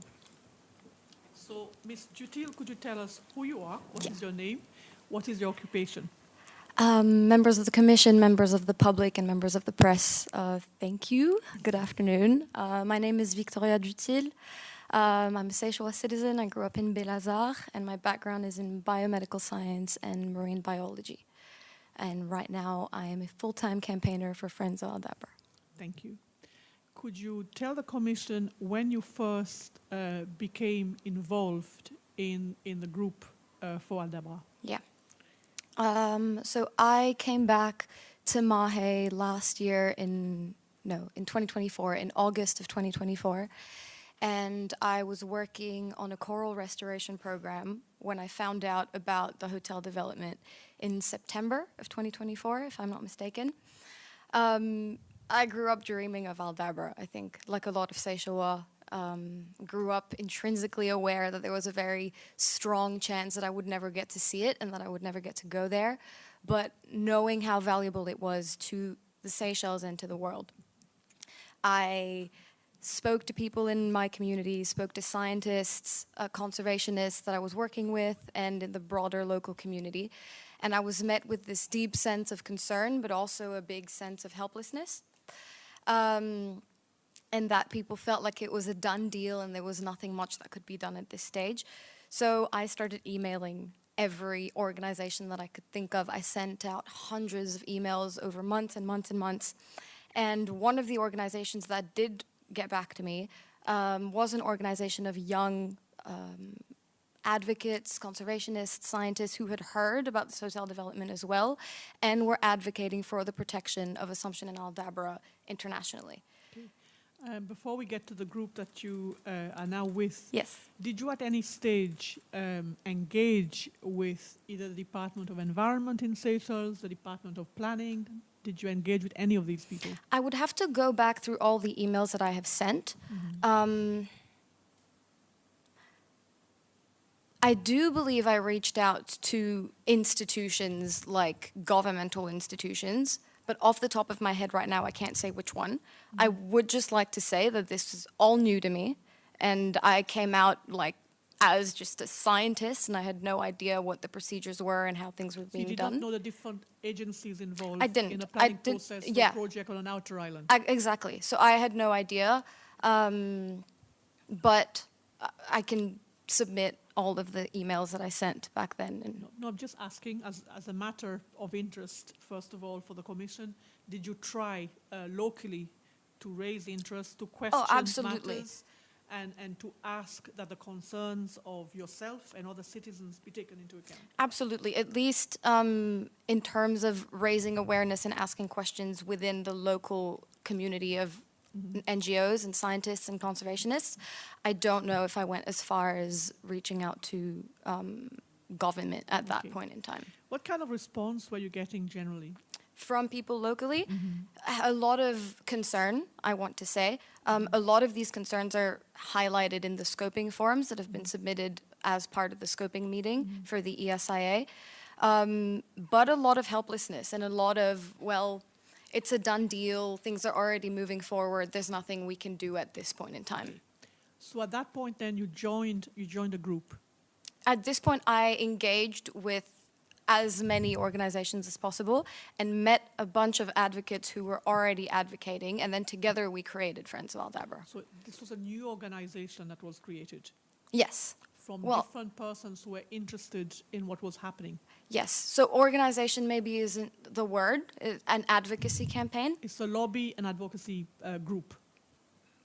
Yeah, it's That's not an what you are. organization. Have you got a formal setup? Are you an association that's formally registered? We're an advocacy campaign powered through our different NGO partners. Okay. Who finances you? We are philanthropically funded. Okay. And you want to reveal to the public? I have never met any of the funders, so I don't have a relationship. And what do they fund generally? They fund the ongoing of the campaign. So that's, what would that be? That would be the printing of T-shirts, stickers, salaries for 3 or 4 like full-time members. Okay. In terms of the work that you do. So you're a paid member of the group, for example? Yes. Okay. And who else is paid in the group? I'm trying to figure out, because again, it's not full-time employment. It's when funding is available. We all started off as volunteers. Okay. It's not. Is it a full-time employment? Is it expenses that are paid, or is it you receive remuneration monthly? I receive remuneration when remuneration is available, essentially. And who are the philanthropists funding? Are they local or are they international? Local and international. Okay. And are these people anonymous or are they named anywhere? I don't know them, so Okay. I believe they. Who do you report to? Who do you answer to?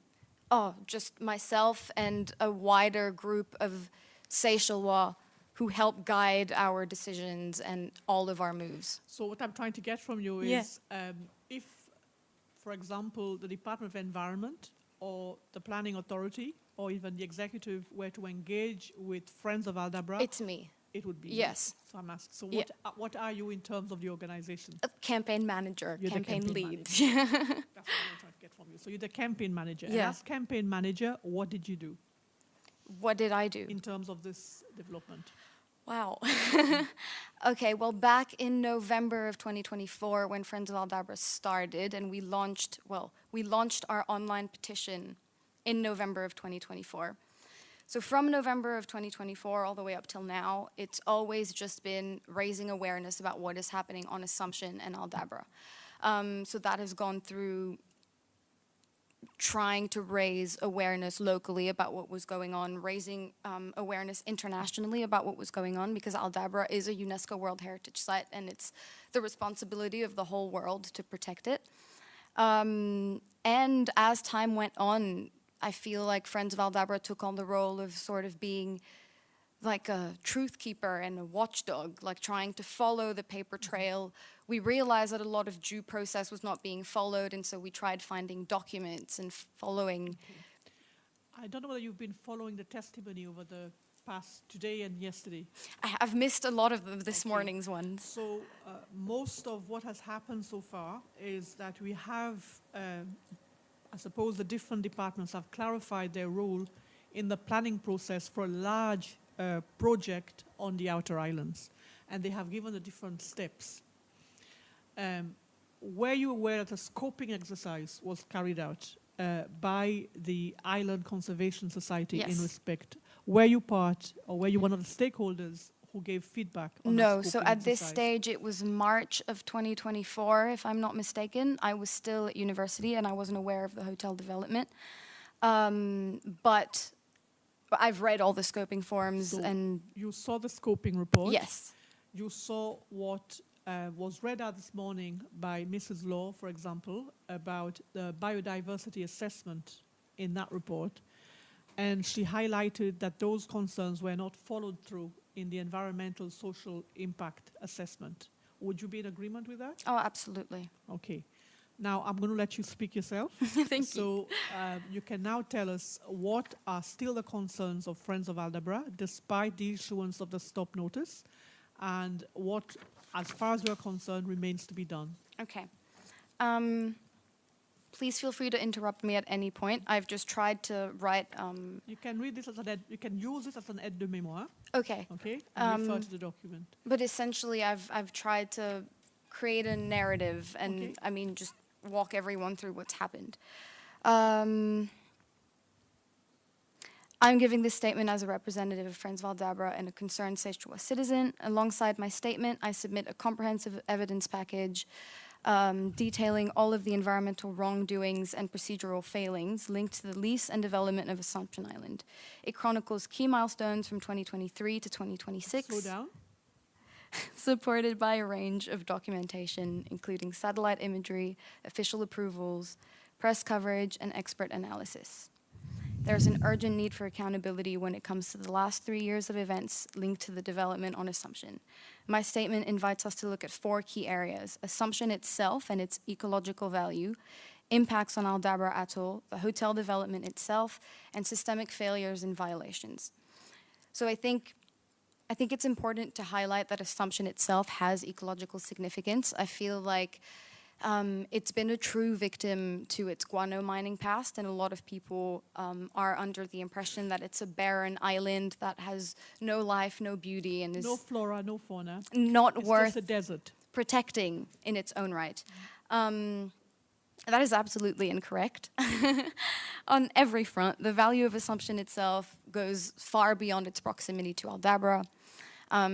It hosts it's been deemed by so many people as being the most beautiful beach in the Seychelles, 5.5 kilometers of uninterrupted white sand, crystal clear water beach that is critical for sea turtles, not only in the Seychelles, but in the entire Western Indian Ocean.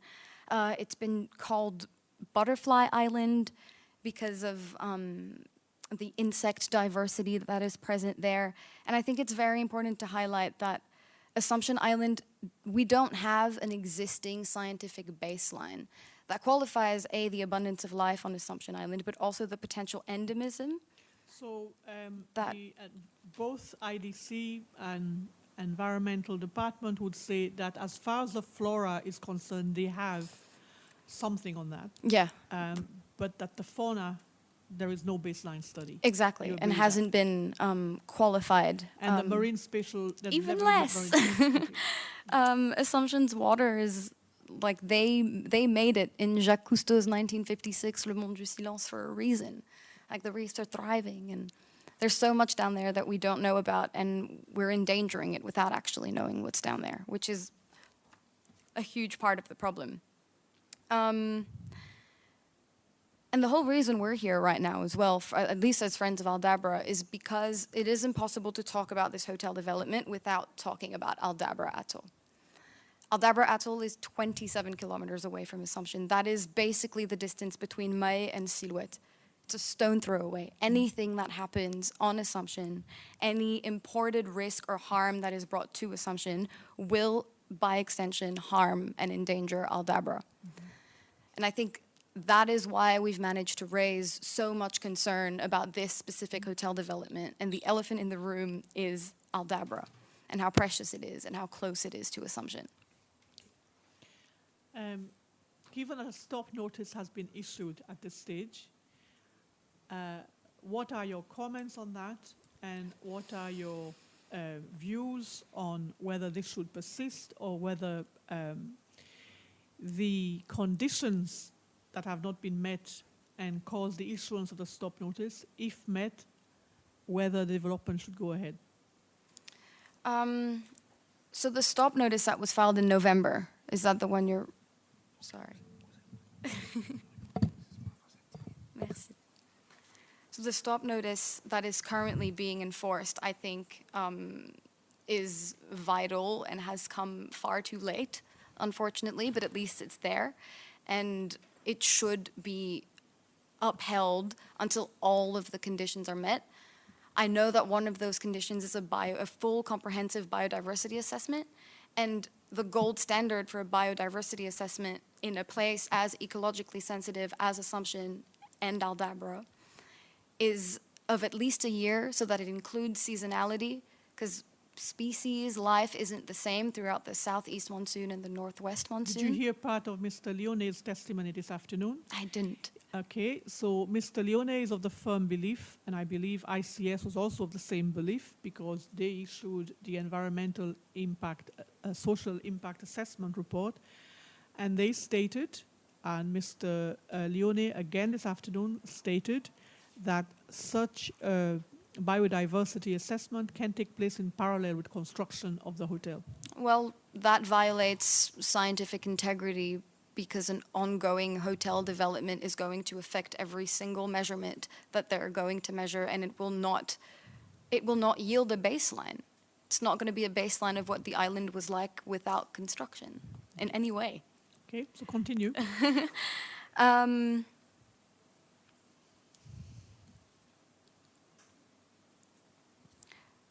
Assumption's proximity to Aldabra, one of the main risks that we talk about, and that the word biosecurity comes up again and again, and I want to really emphasize that. I want to emphasize that I had the privilege of being a volunteer with SIF and live on Aldabra for a month. And the biosecurity protocols were, in the words of Dr. Rocamora, near draconian. Every single person that gets to Assumption, every single piece of clothing that they bring, the shoes that they're wearing, every bit of food or resource or anything that makes it to Assumption has to be checked in a way that's just not, what's the word I'm looking for? It's just not feasible for a hotel development of this caliber to be able to keep up biosecurity measures that are necessary to keep Aldabra safe. So this is what I'm trying to get from you. If the conditions are met, do you think the hotel development should still go on? No, absolutely not. In its current form, 37 villas, 4 restaurants, a spa, a satellite spa, a wellness center, a satellite wellness center, stables. Like, this hotel development is in no way suitable for Assumption Island because of how close it is to Aldabra. In your views, what would be suitable given that much of the construction is already underway? You've seen it, you were there, you were present. So what should now happen to the constructions? To the buildings that are already there? I feel like it's time for Seychelles and for all of the institutions that have been involved in this so far to really lead with innovation and realize that there are alternative ways of making sure that Assumption Island funds itself, that research on Aldabra and on Assumption is facilitated. The buildings that exist there could be repurposed For? research, for UNICE to have a base on the outer islands that they could send university students to. But regardless, in its current form, we firmly believe that there's absolutely no way that this hotel development fits Assumption and Aldabra. So from the testimony and from the information that we have gathered already, the investors, the developers, have, according to them, invested over 100 million US dollars already. Okay? And obviously they've nothing to show for it now because the construction is stopped. As you know, there are contracts signed with this government. And I just want to know, what are your views on this? On the money that's already been invested. The money's already been invested, and how that sits with the Seychelles government stopping all development on Assomption for a hotel project. Well, I don't think I have the qualification to properly understand the arbitration clauses that are part of the lease agreement. But it is my understanding that if the developers have violated and not met requirements that they were supposed to meet, and that they have breached the law of the country, the government should be in a position where... Okay, well, at this stage, I must say to you that from their testimony yesterday, they say they're blameless, that they had contracted with IDC. It is IDC who has the responsibility for ensuring that all compliance with both planning and environmental regulations should have been met. Well, I think this is a really good testament to how things have unraveled for the entirety of this development. The developers are blaming IDC. IDC is blaming the Planning Authority. Planning Authority is blaming the Ministry of Environment. The Ministry of Environment is blaming SIF. It's all just throwing around a hot potato. And I think it's really important that people remember that every single entity that has been involved in this hotel development from the get-go is 100% aware of what was being done.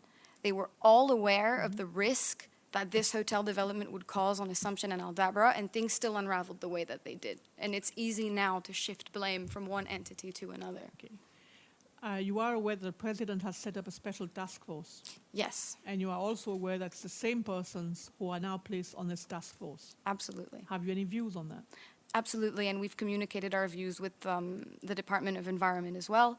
Having a task force, Friends of Aldabra absolutely supports that. I think it's important that there's a framework and a committee that's put in place to help navigate the situation that we're in. But all of the members that sit on this task force are the same members that put us in this situation in the first place. And I think now is a key opportunity for the Seychelles to, we can't fix the harm that we've done, it's been done, but we can set a new standard and start again now and make sure that with this new task force, more experts are included, more independence and transparency prevails through this task force so that we can at least do this part properly for the environment and the wildlife of Assumption. In the best possible words, moving forward, what should be the solution now? In the best possible world, you're asking The hope, the dream. you're asking a 24-year-old Yes. conservationist who, yeah. It's important. In an ideal world, the Seychelles uses this now, the opportunity that we have now, i.e. new task force, public inquiry, stop notice that is still currently enforced, to turn this entire story around and lead in the Western Indian Ocean and be the small island nation that said no to unsustainable development, no to developers who think that they can come here and break the laws and step over everyone, no to unsustainable tourism right like a stone throw away from our crown jewel. And we turn this entire story into a story of sovereignty, into a story of us leading by example and choosing sustainable solutions. Part of the questioning that has taken place revolves around the fact that when the notices of interest were published, the notice of interest described the project as an ecotourism project. Have you come across the term ecotourism? Oh, absolutely. I mean, I think the first time it came up was in IDC's expression of interest. That's exactly what I'm Back in referring to. 2023. Yes. Yeah. So what do you understand by ecotourism? Well, I think I remember this exact conversation happening between Monsieur Lyonnais and Minister Jérémy on Assomption Island on the 1st of December. We don't have ecotourism defined anywhere, if I'm not mistaken, and I think that's where a lot of this contention has come from. IDC seems to be of the impression that if they can offset their footprint, then a 37 luxury villa resort can be qualified as an ecotourism facility. I asked Mrs. Law this morning what was her concept of an ecotouristic establishment in Seychelles. The example she gave was North Island. Would you be in agreement with that? I don't know enough about the Okay. hotel development on North Island. So in terms of magnitude, given the large size of Assomption Island, say we were to have residential villas and a small tourism establishment, what is your concept would be sustainable for Assomption? What would we qualify as small establishment? Well, that's what I'm asking you. You said it has to be sustainable, so I'm asking you what you conceive as being sustainable, but also fitting the ecotourism concept. Well, I think I don't feel like I'm the right person to be answering this. I don't feel like I have the qualification to be able to Yeah. describe that, but I do think that the Seychelles has a great pool of scientists and conservationists who would be able to answer Yeah. that question. No, I think at this stage, the Commission is getting different people coming in to give evidence. And I believe it is quite apparent at this early stage that there is a development in situ. Yeah. There is a lot of concrete already in place, okay? And everybody has to find a way forward, all right? Even if you were to demolish everything that was there, there are concerns about how these could be disposed of, all right? So going forward, I think a compromise will have to be found by Yeah. everyone. This is what I'm trying to get you to state. What does your organization see as being a compromise position?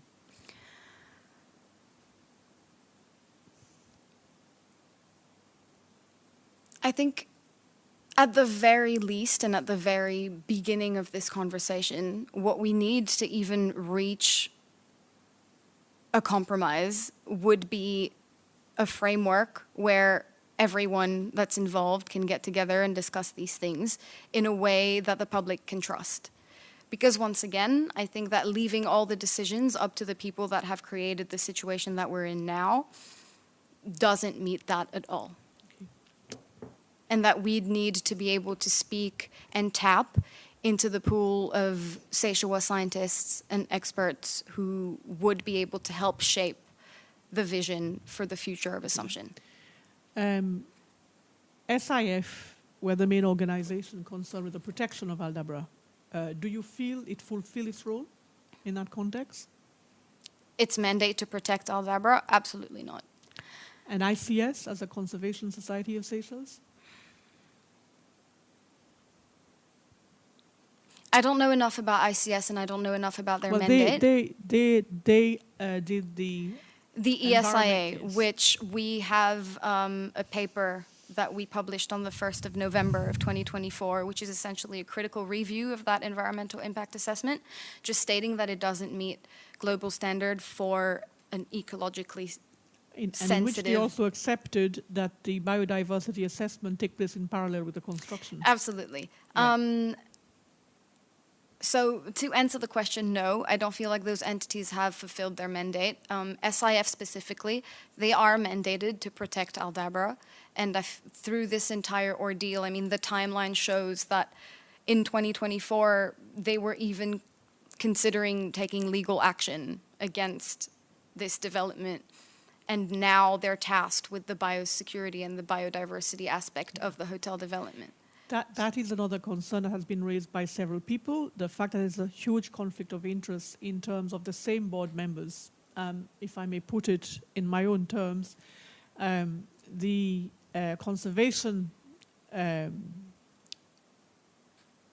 players in Seychelles, if I can call them that, in the different government agencies and the NGOs, there seems to be a very incestuous relationship. It's the same board members that seem to appear Everywhere. So, for example, on IDC, there are members of IDC who are on ICS, and there are members of the National Assembly and members of the government who are on SIF. And it seems that every time you look at it, it's the same people. Over and over.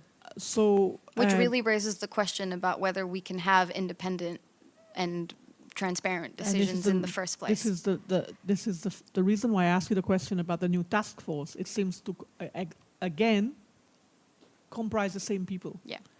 So, what are your views on that?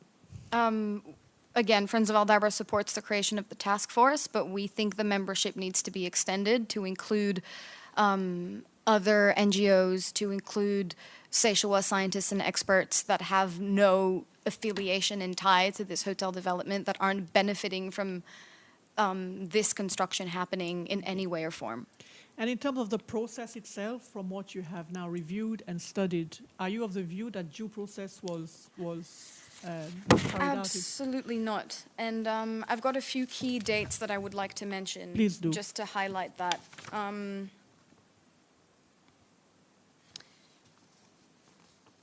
So everything began with the tender that was publicized by IDC in 2023. This tender was for an eco-resort, but IDC was already marketing it as a gateway to Aldabra.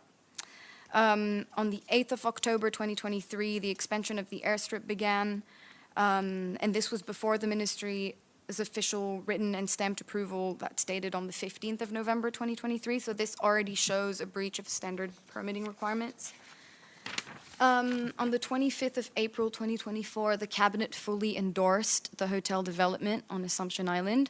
This full endorsement came a full month before even the first draft of the EIA was published, which just makes us question the whole point of having an EIA done in the first place if cabinet is going to fully endorse a hotel development without having any data to inform their decision. On the 24th of June 2024, the Island Conservation Society published the final environmental and social impact assessment for this development. This clearly shows that the government made these decisions to publicly endorse a development without having any real notion or information regarding the environmental impacts that this hotel would have and what the required mitigation measures would be. Again, we don't think the ESIA was up to global standard, but that's a discussion of its own. On the 27th of February, in a State of the Nation address, then President Wivel Ramkalawan confirms that work had already begun on the island and states that SIF will be responsible for biosecurity management, which signals a change of position of SIF from being previously opposed to the hotel development to now assuming this, and the removal of ICS from the island. In March of 2025, we were able to get some satellite imagery that shows that clearing of where the villas were going to be had already started. On the 15th of May 2025, a stop notice was filed by the Planning Authority because the developers had not been implementing the approved biosecurity management plan, which had been drafted in July of 2024, if I'm not mistaken. I think it's important to highlight right now that it took Friends of Aldabra nearly 2 months to get access to this stop notice. We tried asking the relevant authorities for access. We filed Freedom of Information Act requests. We met with the then former Minister of Environment. And we finally got access to it in July of 2025 after it was leaked to us. And in your view, all this process should have been transparent. Absolutely. Nothing to hide. If they were following due process and this hotel really is, you know, the solution to rewilding Assumption Island, then why all the secrecy? Why is everything like Assumption is located 1,100 and something kilometers away from Mahe? It's so easy for developers, contractors, for anyone to get away with things without the Seychelles public knowing. And I want to make it incredibly clear that the opacity that has marked the end of 2024 all the way to the end of 2025 is insane. I was on Assumption in November and December of 2024 as an SIF volunteer, and I was told I could not take photos. I could not take my phone out of my pocket as a Seychelles citizen. That's not a made-up story. It's something that happened to me. And was any reason given to you why you couldn't use your phone on Seychelles? We were told that Seychelles things jurisdiction? were already so difficult between SIF and IDC and that we just didn't want to put fuel on the fire. That's the reason that was given. And anyway, things happened so opaquely, it was impossible to know what was going on out there, and we really did try to go through the formal process of asking the relevant authorities. The executive got involved through the SONA, and as you said, they then passed on the responsibility to SIF. Did you try to engage with the executive? With the executive? Yes. Absolutely. You tried to see Mr. Ramkalawan? We tried to see, no, we saw the minister. Mr. Joubert? Mr. Joubert. Yeah. We saw Minister Radegonde on the 17th of June because there had been a visit to Assumption on the 15th. I believe some members of the Friends of Aldabra also had meetings with SIF. Yes, we've had communications with SIF throughout, like always. And did you address these concerns with them? Why the opacity? Why not be transparent about what's going on? Absolutely, we And had a what was their meeting. response? We had a meeting with Monsieur Bernard Georges. I don't think I'm allowed to talk about it because he asked for it to be confidential. So I don't know if I can. You had a meeting with Mr. Bernard Georges in June of 2025. in his capacity as a member of SIF or as In his capacity as chairman of SIF. okay, well he can come and talk to us about that.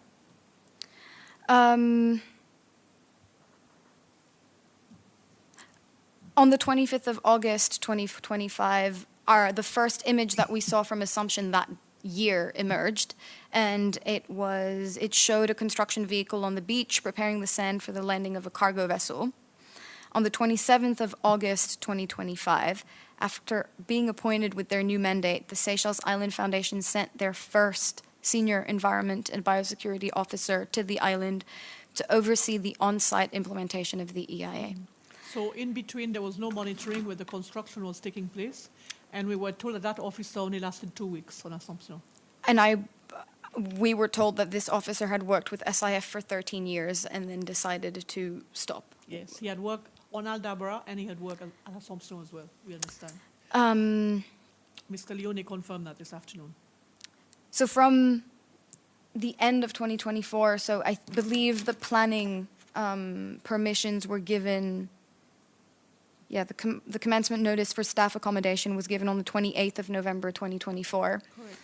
To the 27th of August 2025, there was no environmental oversight and construction happened without any form. And not only that, planning said that it had been part of the conditions that they visit the construction site at least twice a month. And if anything, it was maybe once every 2 months that they were granted a visit.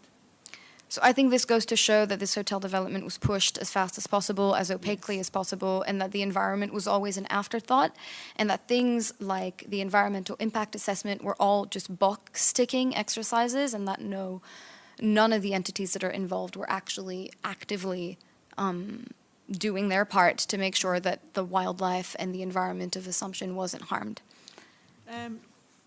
IDC manages all the outer islands. I think I raised that question with other witnesses. By far, Assomption would perhaps be the most sensitive island in terms of development.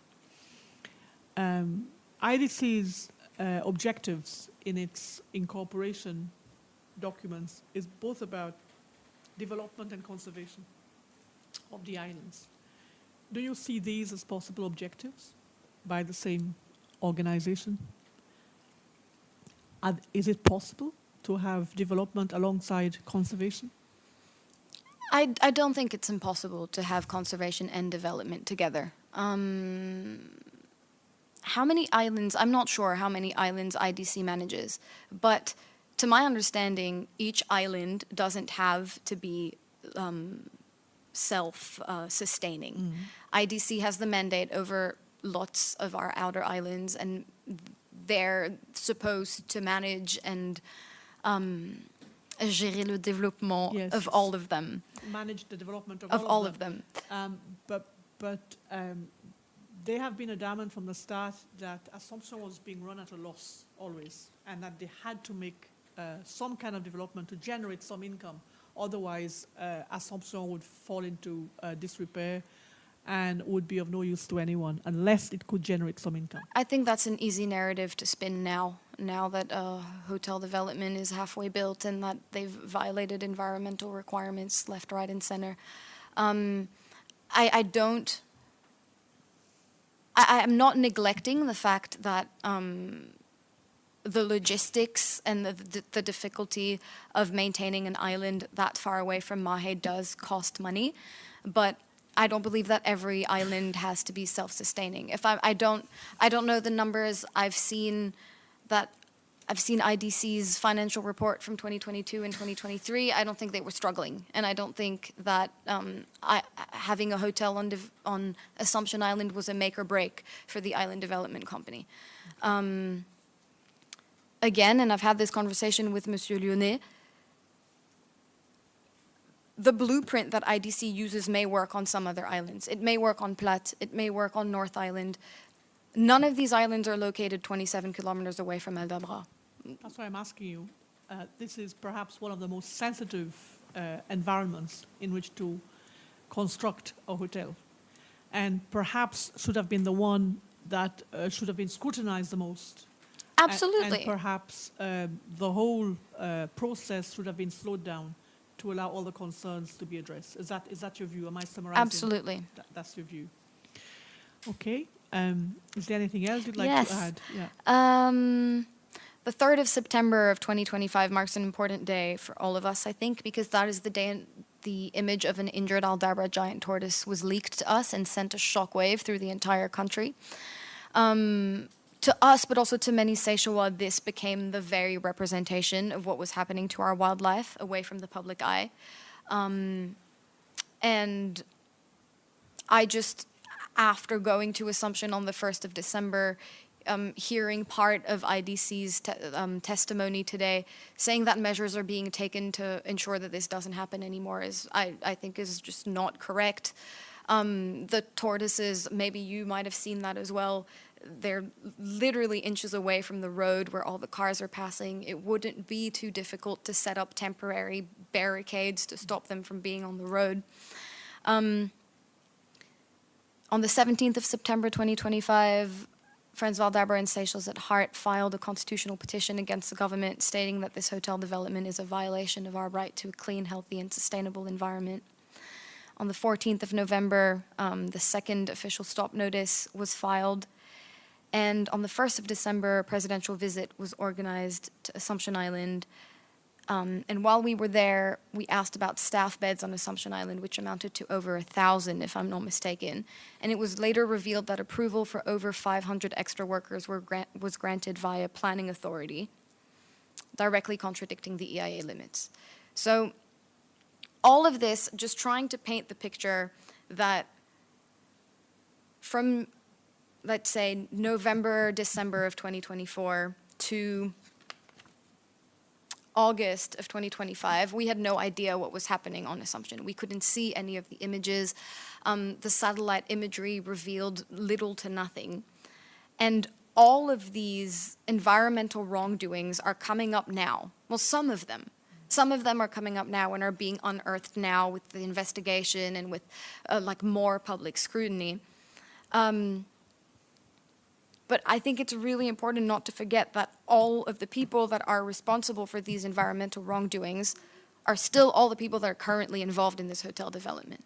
And I don't understand how we can move forward transparently, how the public can trust that these institutions are going to move forward transparently now if they didn't do it in the first place. Thank you for that. Thank you. I have to ask you because some of our witnesses have asked us for anonymity. They are concerned about the testimony they give. Some of our witnesses have also been intimidated. Was any pressure ever put on you by anyone? Did anyone try to intimidate you? I wouldn't say I've been intimidated, but I will say that like running this campaign has come at a great personal cost. And that it's not easy. But no, I have not been. Do you find it difficult to talk about this? A little bit. Okay, you'd rather not say it in public. I will say that vague threats have been made. Thank you. But I never felt like I was in danger. And you're not prepared to say where these came from? Maybe not in public. Thank you. Is there anything you wish to add? I want to make sure that you've been able to say everything you wanted to say to contribute to this commission of inquiry. There are two things I would like to touch on just before wrapping up.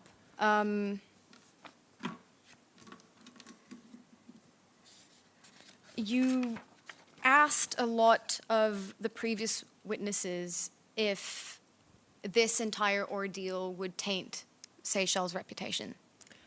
The developers yesterday afternoon made a statement saying that Seychelles would be tainted by this and that tourism would be affected. I think, au contraire, like on the contrary, I absolutely think that this is a narrative that obviously the developers are trying to paint, but that the Seychelles right now is showing developers that we are a sovereign, strong nation, that you can't, as a developer, come here and violate our law and violate our rules and harm our wildlife without repercussions. I think that is a strong image that we're portraying, and we're absolutely not tainting our reputation. I think that the Seychelles has an even more important reputation to upkeep. We are pioneers, leaders in sustainable tourism, in when you talk to people about the Seychelles, nature, wildlife, conservation, that is the first thing that people think of. And we boast this reputation, and we're proud to say that we protect our natural heritage. And allowing a development like this one, as reckless as this one, near our crown jewel, near our most prized, not even possession, near our most prized responsibility, that completely exterminates that reputation. And I think that's the reputation that we need to be worried about. Yeah, I think that's everything. Do you want to go to your notes and check if you've covered everything? Yes, thank you.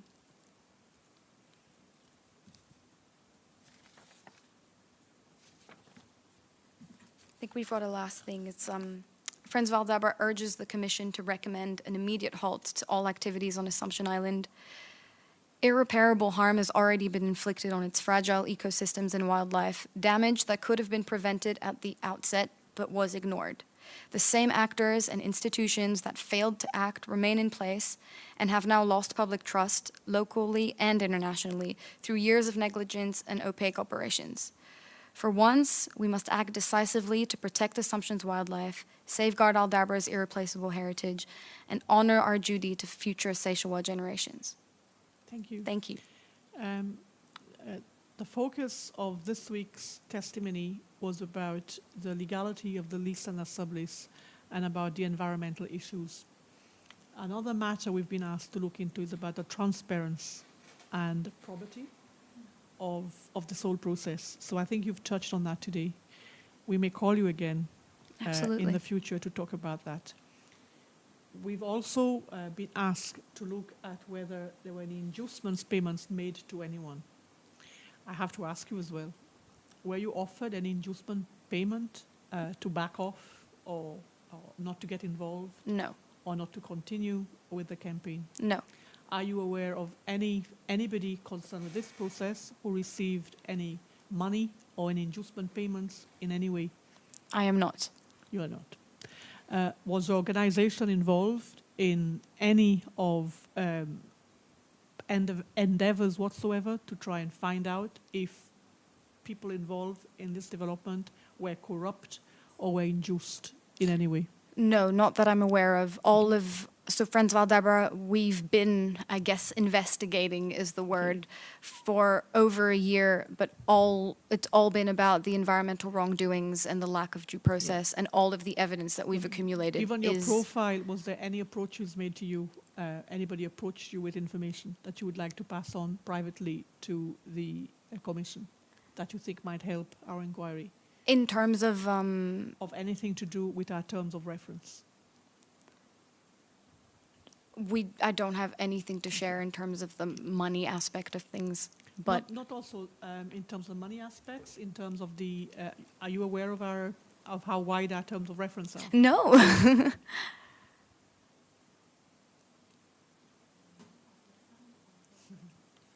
Just bear with us. Yeah, of course. I think people are mostly concerned about the environmental aspect, but our terms of reference are extremely wide. Okay.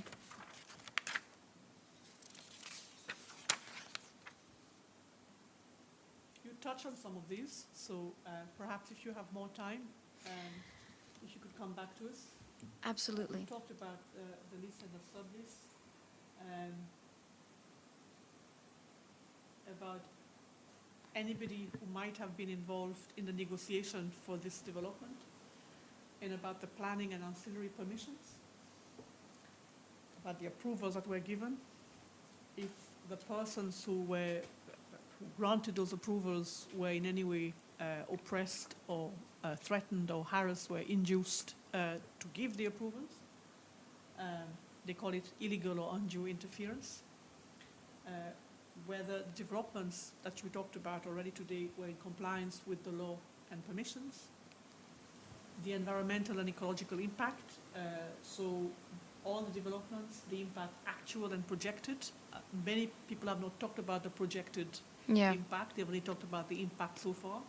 So you might come back on that if you wish. That it will have on the environment and the ecology of both Assomption, but also in terms of the UNESCO World Heritage Site of Aldabra. We've also got to investigate whether there were international flights that directly landed on Assomption without first going through Mahe. And transparency, legality, and probity of the procedures for granting what we talked about today, the lease, the sublease, but also the other circumstances relating to the lease and the sublease. And to establish whether there were any undue payments, bribes, kickbacks, or other illicit benefits effected to anyone in connection with the granting or entering into the sublease or into the developments themselves. And then the visit of President from Palawan to the Maldives, and whether this had any impact on any decisions related to the project, and as it stands, the sovereignty of Assomption, which is an important part of the investigation post the sublease. Yeah. This is what we are looking into. I will just say I don't feel like I've had the time today to touch on the extensive list of environmental breaches, but also the projected environmental harm that this hotel development will have. We have that extensively documented. Part of it is in our white paper that is attached to the evidence. So perhaps you could make these available to us? Absolutely. Okay, so I'm going to ask you to formally produce these documents now. And Dr. Barnes, what is the? COI 10. We're going to mark it as COI 10. So Okay. anything coming from you, we are marking as COI 10. Okay. Okay? And we formally produce them. So if you can let me have copies of all of this, all the documents we've referred to today. I thank you. Thank you. Thank you for your coming. time. Thank you.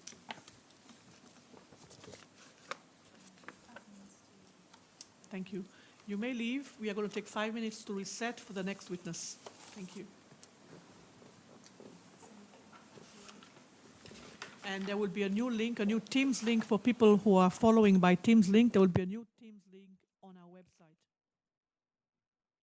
assomptioninquiry.com.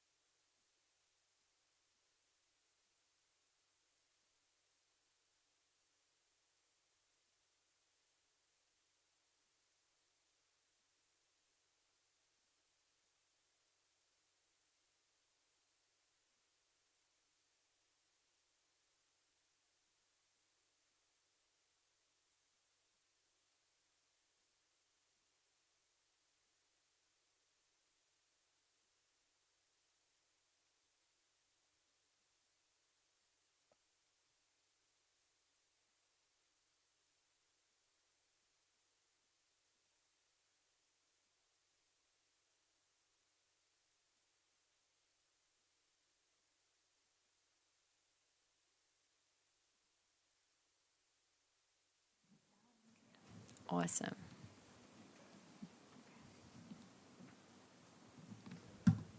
Where's the best position for this? Anywhere. Cool.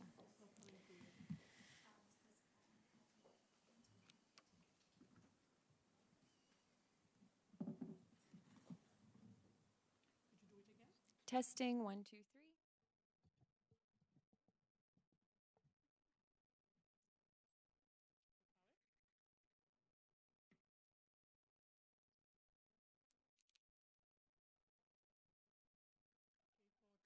Transcription purposes, we are taking the last witness of Tuesday, the 13th of January 2026, Miss Lucy Harter. Miss Harter, you're welcome to the Commission. Thank you. May I ask you to take the oath? Are you Christian? No. Okay. Would you then affirm, please, Yep. that you will tell the truth, I will tell the truth, the whole truth, the whole truth, and nothing but the truth? and nothing but the truth. Thank you. For the record, could you state your name and your profession? Yes, so my name is Lucy Harter. I'm self-employed. I'm Sishawa. And my professional background is in health and well-being. And through this work, I've come to understand that we cannot meaningfully talk about the health and well-being of our people without also considering the health of our environment. Thank you. And you are before the Commission today in your personal capacity or also as part of an organization? Could you explain, please? Because you have also been associated with an organization called Friends of Aldabra. Yes. And one of its members was here previously to your appearance. So I'm speaking today based on my direct experience engaging with the Assomption project as a concerned citizen and in my capacity as the founder of Seychelles at Heart. Seychelles at Heart is an independent media platform and cultural hub focused on exploring and shaping Seychelles culture. Part of our work is to document and discuss public interest issues, including governance, transparency, and how decisions affecting our society and the environment are made. Okay. When did you become aware of the hotel development on Assomption Island? I became aware of the hotel development, I can't recall the exact date, but maybe it was over a year ago, Okay. because I partnered with Friends of Aldabra, and this was over a year ago because at the time they were the only group willing to actively and publicly challenge the project. Did they make you aware of the project, or had you heard in the press before about the project? I had heard through the grapevines, and I attended the scoping meeting right So- at the beginning. So you were at the meeting, one of the stakeholders meeting in the community center. You were there that day when Yes. the project was presented. Yes, And ICS was carrying out that scoping project. yes. And did you make any input into that scoping exercise? I did not. I was there just to witness what was happening, and I wanted to decide whether I was going to get involved, because over the last 5 years, I've been involved in multiple big foreign-led developments, such as Cheval Blanc and Intendance, Reef Hotel Development, Anse-la-Mouche, and now Assomption. So that was not the first time you had taken part into No. a project that involved an environmental impact on Seychelles. No, it was not the first time. And at that point, I had lost faith in the system, and I was deciding whether I wanted to get involved in this can of worms or not. Okay. So you said you had lost faith in the system. Do I therefore assume that you understood the planning process involved for the building of such a development? Well, that's the thing. I'm not a scientist. I'm not a legal expert. My role here is to try and understand how these systems work, and also how our local NGOs work, and how our environment is protected, and also how these decisions are taken. And I end up more confused at every step of the way. So let me take you step by step. Because you were present at the scoping exercise, you realized that a register of attendance is taken. Yeah. So you signed your name. Mm-hmm. Did they then come back to you afterwards when the scoping exercise was completed? No, it felt like a box ticking exercise. So you were never given a copy of the scoping report? No. Did you ever see the scoping report? Through Friends of Aldabra, Oh, yes. only? Yes. So it was only subsequently? Yes. And are you familiar with the recommendations in the scoping report? Some of them, yes. Okay. Can you highlight perhaps the ones that attracted your attention the most? I think in terms of that side of the conversation, I would rather leave it to Vic because Okay. she's the scientific expert on the environment. And also, I know Friends of Aldabra have submitted quite a large document with all the details of that. So I don't feel qualified to talk on that. But there's a couple of things that maybe I'd like to mention, because through this work, I've engaged with government bodies, public institutions, local NGOs, and the wider public on multiple foreign-led developments over the past 5 When years. you talk about government agencies, could you please name them? Yes, the Ministry of Environment and the Ministry of Planning. And across these cases, a consistent pattern has emerged: limited transparency, fragmented accountability, and restricted public participation. I'm also deeply concerned because, as far as I understand, environmental NGOs are meant to serve as an independent counterbalance between government and environmental protection. Yet, from my experience, many organizations appear embedded within the same institutional and funding networks as the project they are expected to scrutinize. This creates a real risk, and harmful developments proceed without meaningful challenge, particularly where funding relationships compromise independence. This includes, for example, funding relationships such as developers funding the EIA and environmental management of the very areas they risk to harm, like Cheval Blanc funding MCSS, IDC funding ICS, and now Ocean Breeze funding SIF. When this sort of a statement is put either to government officials or even to IDC, their response is, the law doesn't say you can't do that. That What this would be is your response to normal this? practice. My response to this is that it raises serious questions about independence and accountability. And as I began to look more closely at this project in particular, I encountered institutional relationships and funding overlaps that, for me, shows a clear conflict of interest. And I'd like to raise these concerns today because I think they're relevant to understanding how this project was able to progress and why so many public concern went unaddressed. I just want to be clear about my testimony because I'm here to put on record what I personally experienced, my observations, my findings, my concerns, and what I repeatedly tried to do as a citizen. Many concerns remain unresolved because the process has lacked transparency, accountability, and basic public participation. And what I'm describing today is not an isolated experience linked only to Assomption. Based on my work over the past 5 years across multiple foreign-led developments, this reflects a systematic pattern in how such projects are handled in Seychelles, where transparency is routinely withheld, accountability is fragmented, and public participation is treated as an option rather than essential.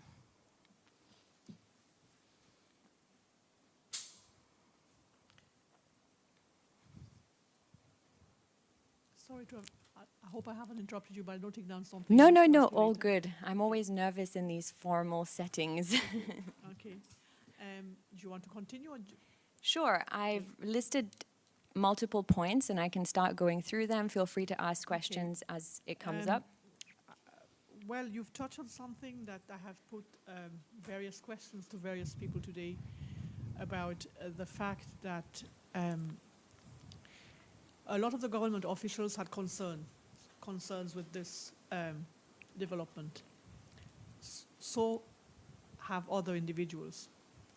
The commission is now being met with some people asking for anonymity. So I am just wondering whether through your own experience, you have encountered an intimidation, any threats that you think, well, I believe perhaps has also been applied to other persons, which might perhaps have caused this chilling effect or this dumbing down by other members of the government who have to do with this process? Yeah, that's a really good question, because personally, I have never received direct threats from government officials or people related to this project, but I have been warned about it by other people indirectly. And I personally know through my work with Seychelles at Heart, dealing with a lot of people who do not want to be on record, that they have personally been intimidated, sometimes threatened directly by certain politicians. And so I know that this is common and it happens. The other aspect of this inquiry has unearthed that despite many of the government officials doing their job, there is then direct interference by the executive, and the approvals are then rushed through. Yes, and I've also encountered this during the Cheval Blanc development when we were raising concerns, and most of the feedback we got from the public department was, oh, our hands are tied, the orders come straight from the top. So this is not the first time we've encountered this. Okay, you may proceed. Thank you. So the central issue for me is transparency. Throughout this process, I repeatedly sought basic information that any citizen should reasonably be able to access when public resources and natural heritage are involved. In my experience, I was met with a pattern of being redirected between agencies without clear accountability. I described this, and Vic also used the term of the hot potato being passed around, where responsibility is passed around and no one answers straightforward questions or takes accountability. I would like to put on record that key documents have not been made accessible to the public, including information related to the agreement, contract terms, and feasibility logic behind the project. When I engaged with SIB, I was told these contracts are not public information, and they did not know whether a feasibility document for the Assomption project exists. As a Séchois, I don't understand how it can be considered acceptable that decisions affecting our shared national resources are treated as private information. These islands are ecosystems. They are not the property of a department or an agency or a small group of decision makers. They are our collective national assets. Is the role of government not to manage those assets on behalf of the Séchois people? Séchois citizens pay tax to employ public officials to do exactly that, if I'm not mistaken, to act as stewards of our land and resources in public interest. So when it comes to access to information, over the last 5 years, I've submitted multiple requests for access to information to public bodies, including IDC, PUC, and the Ministry of Environment and Planning. These requests were not just limited to the Assomption project, but related to a number of other foreign-led developments, which I've mentioned. And in most cases, these requests led nowhere. The response I repeatedly received was that the information requested was private. For example, PUC refused to provide information on water and electricity consumption for large hotels, stating that this data is private, but I don't understand how the consumption of public utilities, which directly impacts national infrastructure, water security, and energy capacity, can be treated as private information when it concerns development using public resources. Similarly, IDC, SIB, and the Ministry of Environment and Planning informed us that the contracts, agreements, and communications between IDC, the government, and private developers are private. Can I just interject? Yes. You have referred to a lot of communication that you've had with different government agencies. Yes. We are primarily concerned with Assomption. Yeah. I would ask you if you could provide us with documentation that you did send communication to these people and their responses. Absolutely. I would like them for the Commission, so I would like you to produce these later. Absolutely. I can send you the FOIA requests. Thank you.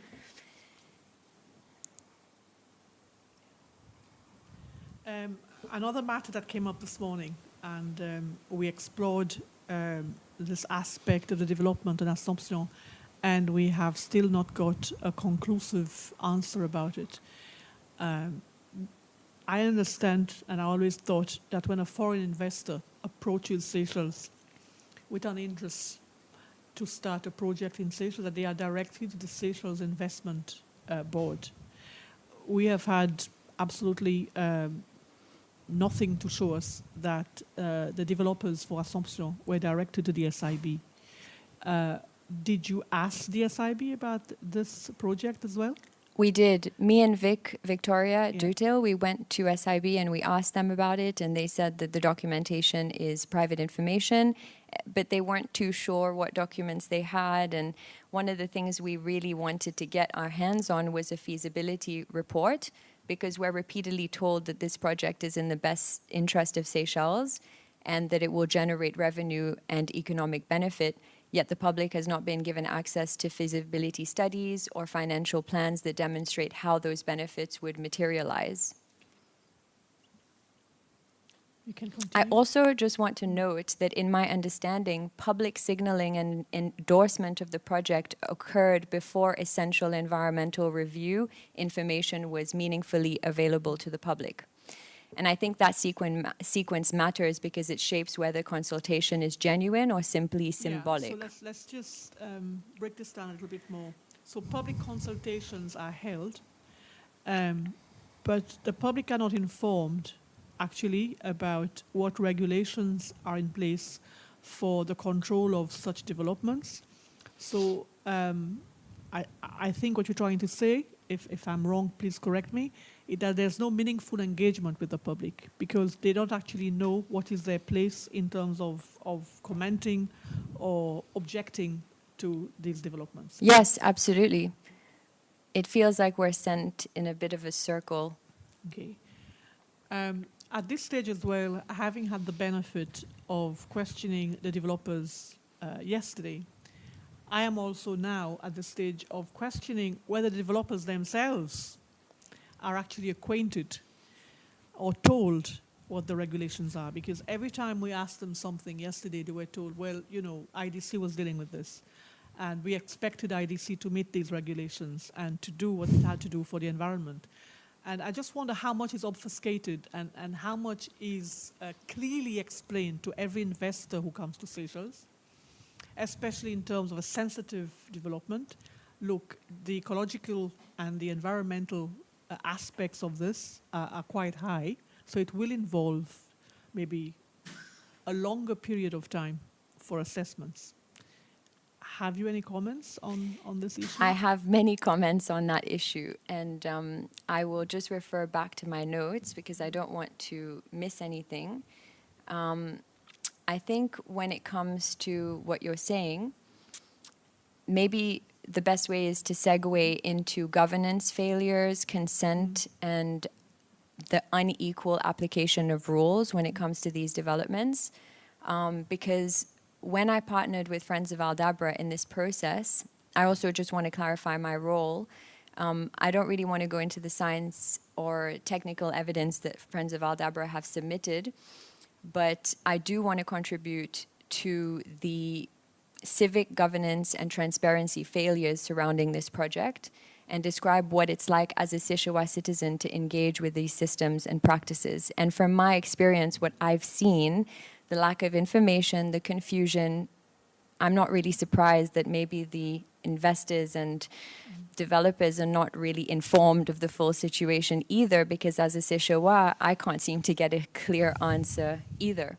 And it also seems to depend who the investor is and who you know. The rules are not the same for everybody. So I just want to reiterate that from my perspective, the public was not given a meaningful opportunity for free, prior, or informed consent. It felt presented as a fait accompli, as if the outcome had already been decided and the process was there to legitimize it after the fact.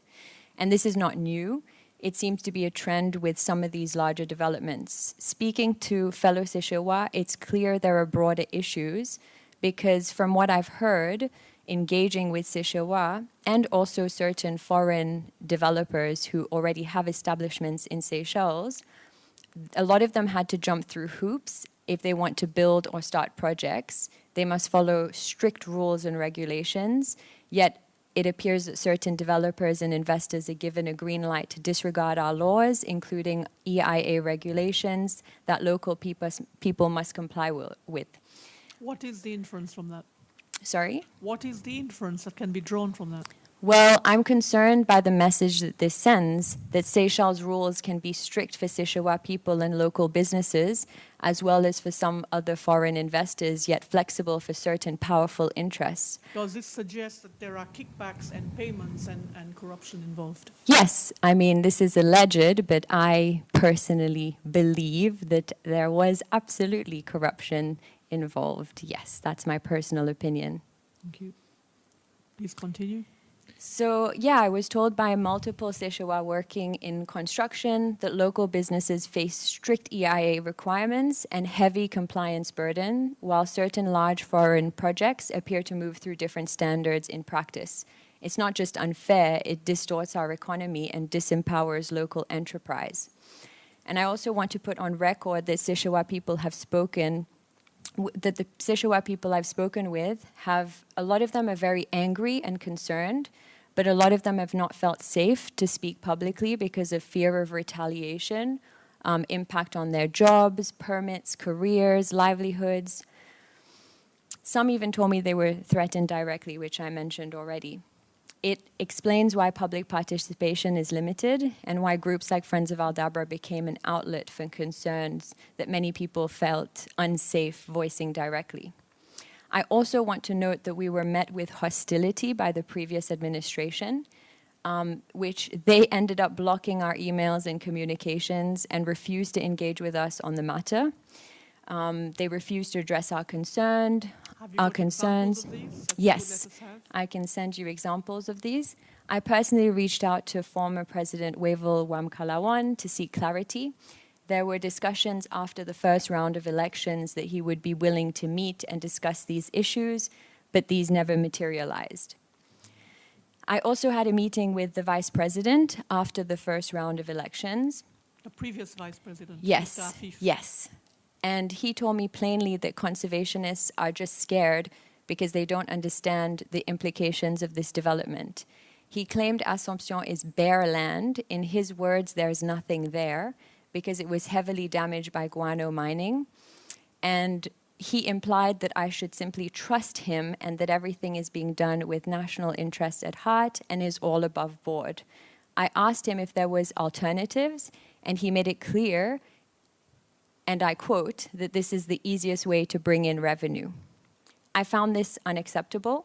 I have spoken to multiple Seychelles and international scientists, some of who have been to the island, some who have PhDs in environmental sciences, and they are all very concerned with the risks of this project. Yet I was being asked to take the word of a politician with no scientific qualification simply because he says so. I can't accept that. As far as I'm concerned, people in these roles are not there to take the easiest option. I also want to add that it feels as though our administration and some of the NGOs, such as SIF, were representing the developers rather than our nation or the protection of our natural heritage. I'm going to take a little breath. Take a sip of water. Thank you. Take your time. So I also want to note that the scientific experts I engaged with all state that Assomption is not barren land. It's a living, thriving ecosystem. Could you give us a few examples of these people? Yes, Jean Mortimer has described it as having the greatest butterfly population. She will be testifying. Yes, I've also spoken to Amir Abraham, who has opened my eyes about the diversity. Will also be testifying. Yes, and Richard Baxter, Who will also be testifying. Selena, who is helping with Friends of Aldabra, Victoria, so many others that off the top of my head I can't recall, but these are the main ones that I've been in discussion with. It is also one of, if not the most important green turtle nesting ground in the whole of Seychelles, if I understand correctly. Yes. Again, I'm not a The scientist. scientists will testify to Yeah, that. and one of the most beautiful beaches that we have. Have you been there? I have not, unfortunately. Yeah. Yeah, but I still want to protect our national heritage. I think it's our duty. So these governance failures are not abstract. They shape who is heard, who is silenced, and whose interests ultimately prevail. Should I continue? Okay. So the next point I've written down is about conflict of interest, task force credibility, and The new our... task force. Sorry? The new task force? Yes, I'm going to mention. We're going to ask you about that anyway. Yes. So you can go on. And also our constitutional rights.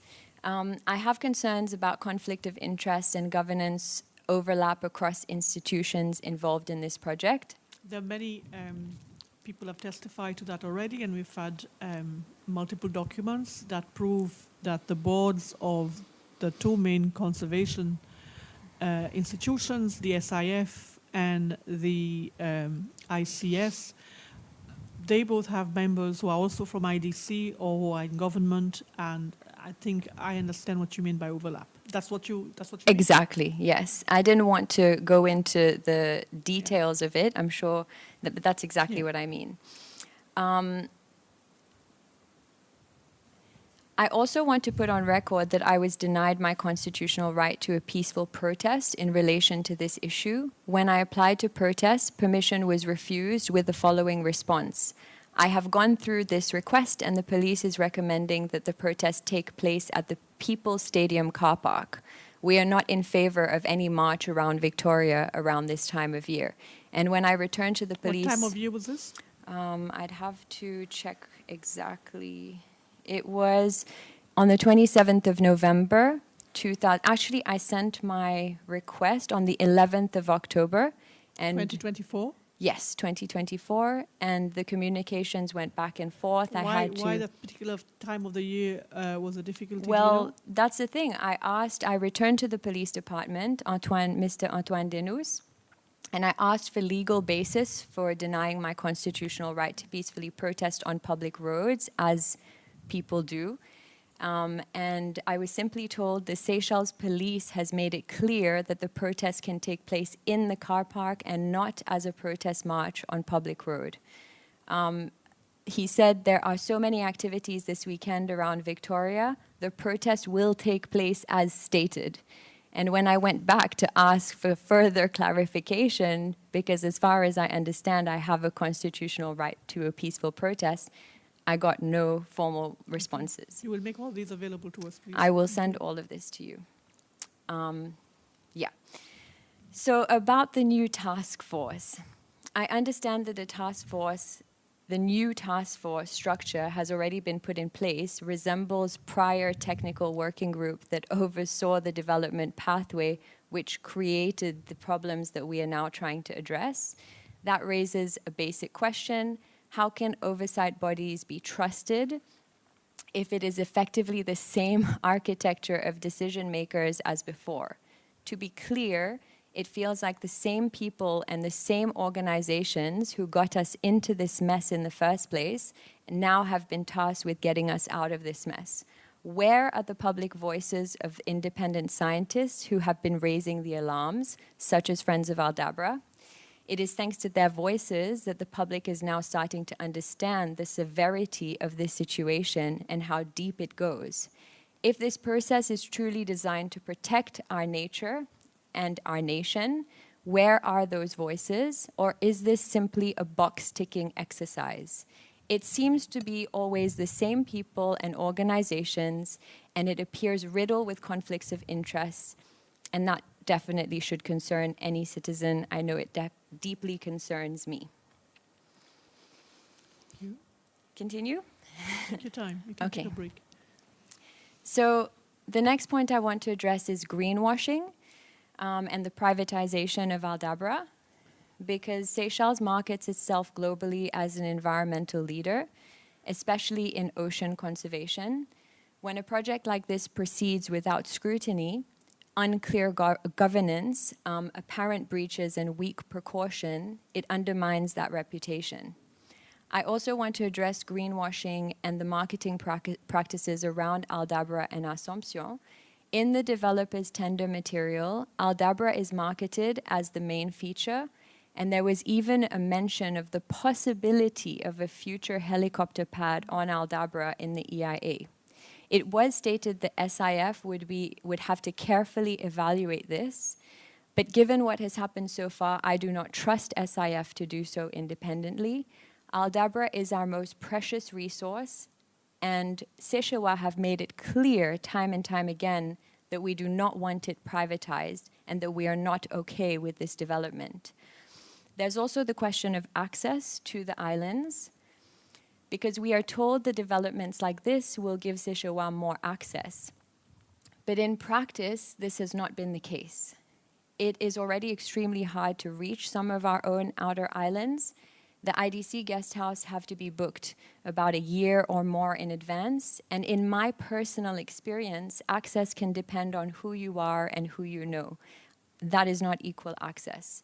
This matters because it shows a pattern that national heritage is marketed while ordinary Séchewa struggle to access their own territory or have a say in how our most precious resources are managed. We are often kept in the dark and presented with a fait accompli. There's also an unacceptable pattern where Séchewa researchers, divers, and conservation actors have been blocked from accessing Assomption and Aldabra for legitimate monitoring and survey purposes, while tourism has occurred. Have you examples of that? Yes, I do. I had a meeting with local conservation actor Olivier Manot. I hope I'm saying his name right. He runs the NGO Oceanica, and he told me he's tried for years to gain access to conduct conservation-related work free of charge, I want to add, on the islands. He and his team of Séchewa divers clean up fads, fishing nets, and other fishing industry pollution. They also carry out diving surveys with qualified Séchewa divers, and they were blocked by SIF multiple times with no explanation. He describes situations where conservation access is denied, yet cruise ship tourism activity can appear with access granted. That mismatch raises obvious questions about who gets access to the territory, on what basis, and for whose benefit. He even offered to carry out a free survey of the underwater topography because he's concerned about the underwater implications of what has happened to the sand dunes on the island. Well, in fact, the PS of Environment this morning in this commission said that a marine spatial assessment was one of their concerns, that it had to be done before any of the development go ahead. Well, they were blocked by SIF. And Olivier is just one of many who have been denied access by SIF, but others wish to remain anonymous. So I want to speak specifically about SIF, if I may. I had 2 meetings with them over the years, and in our first meeting they made it clear they opposed the development in its current form, but swiftly changed their mind and their tune. What changed?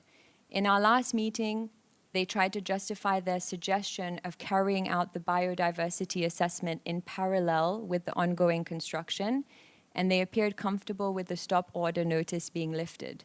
I'm not a scientist. I think, to be fair, that condition was put in the EIA by ICS and not SIF. Okay. Yeah. Well, I've conducted my own research because I'm not a scientist, and I've engaged international and local scientists to ask them if this is common practice. And I found that this approach is viewed as highly abnormal within the scientific community, both locally and internationally. Scientists who did respond to me, including PhD level experts, said this raises serious ethical concerns, and I don't understand why SIF and ICS would be willing to And you'll compromise. be providing the commission with these communications with those scientists? Yes, absolutely. SIF, I don't understand why they would be willing to compromise their scientific integrity. So, in my opinion, if I'm allowed to give my opinion, SIF should not have a monopoly on these islands, and I no longer trust their integrity. From my perspective, it feels like there is an entrenched network controlling access and decision-making over our outer islands. I want to be careful with language, but the pattern feels like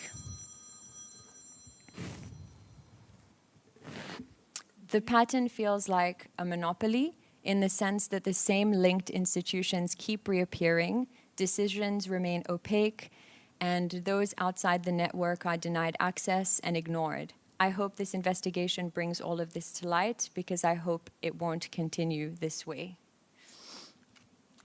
So I won't go into the on-the-ground harm because I think it's better that the scientific community address that. I obviously have serious concerns, and I stand with everything that Vic has stated in her testimony.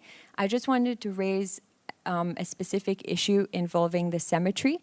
I'm not presenting this as an established fact, but I'm stating that I have questions that have not been answered, and that this issue carries a human rights and cultural dimension that cannot be brushed aside. Specifically, where is the gravesite of the child Meh? Yeah. So, just for the record, there have been communications to us that next to the proposed Villa 22 was the grave site of a young boy who passed away on Assomption Island, and that his grave can no longer be found. That's what I heard as well, Thank you. which is highly concerning considering, if I understand correctly, it's illegal to dig up graves in Seychelles. So one thing I do want to mention is the spearfishing. I'm not sure if this has come up yet. I haven't heard anybody talk about it. Well, we've not everything that the Commission has resulted from testimony, but we do have other people who have sent us documentation and who have brought some information to us. There has been an issue about some of the workers on the island carrying out fishing, despite the fact that Assomption falls into, is it called Zone 1? Zone 1, which is, there is some prohibitions concerning fishing. Is that what you're referring to? No, I'm referring to the developers and their spearfishing practices. I want to put on record that I have personally viewed footage that shows spearfishing activity with scuba tanks. This footage was shared with me by individuals who are not able to speak publicly due to... Assomption? No, it's from the private yachts of the Qatari royal family. They have signed non-disclosure agreements, so they cannot share this footage. I cannot identify them. I don't want to break their trust and reveal who they are. But I'm stating this because it goes directly to whether rules are being respected and enforced and whether oversight is real. My main concern is that I have been told that these developers have been coming to Seychelles for years to spearfish with scuba tanks, sometimes in our protected marine Just parks. to put it on the Yep. record, it was confirmed to us that the Emir of Qatar has come to Assomption because he's a keen diver. That's what was put on the record. But nothing about spearfishing. Okay. Well, as mentioned, I've seen some of this footage firsthand from crew on their fleets of yachts. And yeah, it's deeply concerning and ethically offensive as it appears to be done for sport, while Seychelles are not permitted to spearfish for food. So there's also a concern about sovereignty, access, and unequal treatment. I'm aware of... Did you want to... No, not at all. I'm just sighing myself. I'm aware of direct flights, 2 of which I know about. No, we will stop you there. Okay. Because that is another matter. We might call you back at another Okay. point. For this week, we are looking only at the environmental Okay. impact. There are about 7 different matters that we are looking at, but we are focusing this week on the lease and sublease to Ocean Breeze Limited, and also the environmental concerns. Okay, perfect. So if you could maybe restrict your Yeah. evidence on the environmental aspects. Perfect. I just have a closing statement to make, but I thought maybe if you want to ask me No, questions we're very before. happy that you go ahead. Okay, Thank you. perfect. You've been very comprehensive. So to close, I just want to be clear about my position. As a Sichewa citizen, I don't want this project to proceed in its current form or under these conditions. Based on what I've witnessed so far, I don't believe that the process has earned public trust. I believe this has been handled in a way that is unethical, disempowering, and harmful. It sets a dangerous precedent, and I do not want this development to continue at all. I've seen repeated indications that the developers are not willing to respect or abide by our laws and regulations. This has been demonstrated through documented breaches, including the disregard of the first stop order notice, and through conduct that directly conflicts with their conservation claims. They have failed to submit crucial documents and to carry out the basic biodiversity assessment as promised and outlined in the EIA, which should have been completed before any construction took place. Instead, we now see responsibility being passed between developers, SIF, IDC, ICF. I'm deeply concerned when I hear officials say that, as far as they are concerned, the due process has been followed. This is clearly not the case. What I have observed personally looks less like genuine oversight and more like a box-ticking exercise. I watched part of the developer deposition and heard the argument that stopping this project would damage Seychelles' reputation with global investors. I want to state the opposite. Unethical and opaque practices are what damages Seychelles' reputation. This project is not comparable to other developments. The Assomption development is unique due to its scale, its proximity to Aldabra, the fact that it's a UNESCO World Heritage Site. That context fundamentally changes the level of responsibility, caution, and scrutiny that should apply. I believe that high-quality investors and the tourism market Seychelles depend on are attracted to places where the rule of law is respected, governance is predictable, and environmental commitments are genuine. Seychelles needs to be confident in its reputation as a beautiful world-class tourism destination. It is not this single development that will determine the future of our tourism industry. On the contrary, tourists are becoming increasingly sensitive to environmental impact and are actively choosing destinations that demonstrate real commitment to conservation. What creates reputational risk is not accountability. What creates reputational risk is allowing developers to proceed where laws are bent, due process is undermined, and environmental safeguards are treated as optional. This project has not adequately considered the long-term environmental and conservation reputational damages to the Seychelles. It also raises broader important question: what message does Seychelles want to send to foreign investors? That it is acceptable to ignore rules and due process, or that Seychelles has clear guidelines and laws that must be followed regardless of who you are and how much money you bring. We look at other island nations that have pursued large-scale tourism developments at the expense of environmental protection. Those are not necessarily models for Seychelles that we should aspire to follow. Seychelles stands out globally precisely because it has protected its natural heritage. That wilderness and the integrity behind it is why people come here in the first place and what they're here to experience. The developers have claimed a priority to rewild Assomption and bring nature back to life. Yet we have email evidence showing they have intended to introduce foreign plants, imported soil for those plants, horses to the island. The introduction of foreign species is one of the greatest risks to biodiversity. Their conduct to date demonstrates a lack of genuine commitment to protect nature and uphold our laws. I believe it is time to put an end to this pattern if the best interest of Sichewa people and our natural heritage is truly the priority.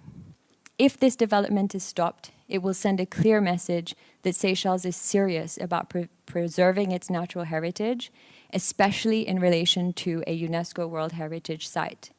that the government listens to its people, and that developments where laws and regulations are broken, ignored, or treated as negotiable are not welcome. And just to end, I would like to address concerns that Seychelles may be required to pay back the lease. I do not understand this argument.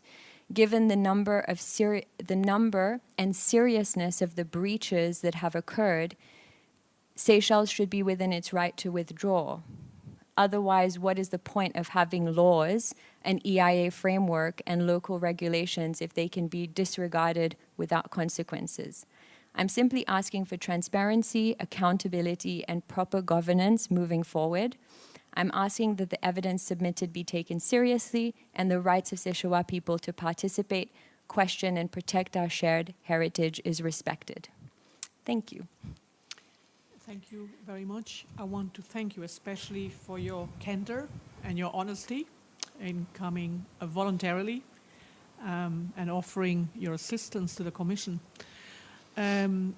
I just wanted to ask you whether you had anything to say to anybody who's feeling afraid to come to the Commission. Our hotline remains a call line, and our emails are not buzzing. People have told us that they are not prepared to come forward because they are afraid. Have you anything to say to them to help the Commission? Yes, I'm also afraid of the implications because it does feel like we're going up against Goliath, and you know, also this implicates the Qatari royal family. There's a lot of, I can understand why people are scared, but we do have to stand up and do what's right to protect our country, because this is our most precious resource and also our natural heritage. And I feel like it's our duty to preserve our nature for not just us, but the generations that will come after us. So yeah. That's it. Thank you. Thank you, Ms. Harter. Thank you for your time. Thank you very much for your work. Thank you. This is the end of the session for today. Oh, sorry, just before you leave, Yes. and you're still under oath, I wanted to ask you if you could provide us with all the documentation you've referred to, and we are going to identify those documents as COI 11. So when you send it to us, it's part of your package. COI Okay. 11 is part of your exhibits for the Commission. Yes. Thank you. Could you let us have that by tomorrow, if possible? Yeah, Thank you. absolutely. Thank you. You can either send it by copies or by transfer, Okay. electronic transfer. Perfect. Thank you. Thank you so much. You may leave. Thank you. Thank you. This is the end of the proceedings for today. We will resume tomorrow morning at 9 a.m.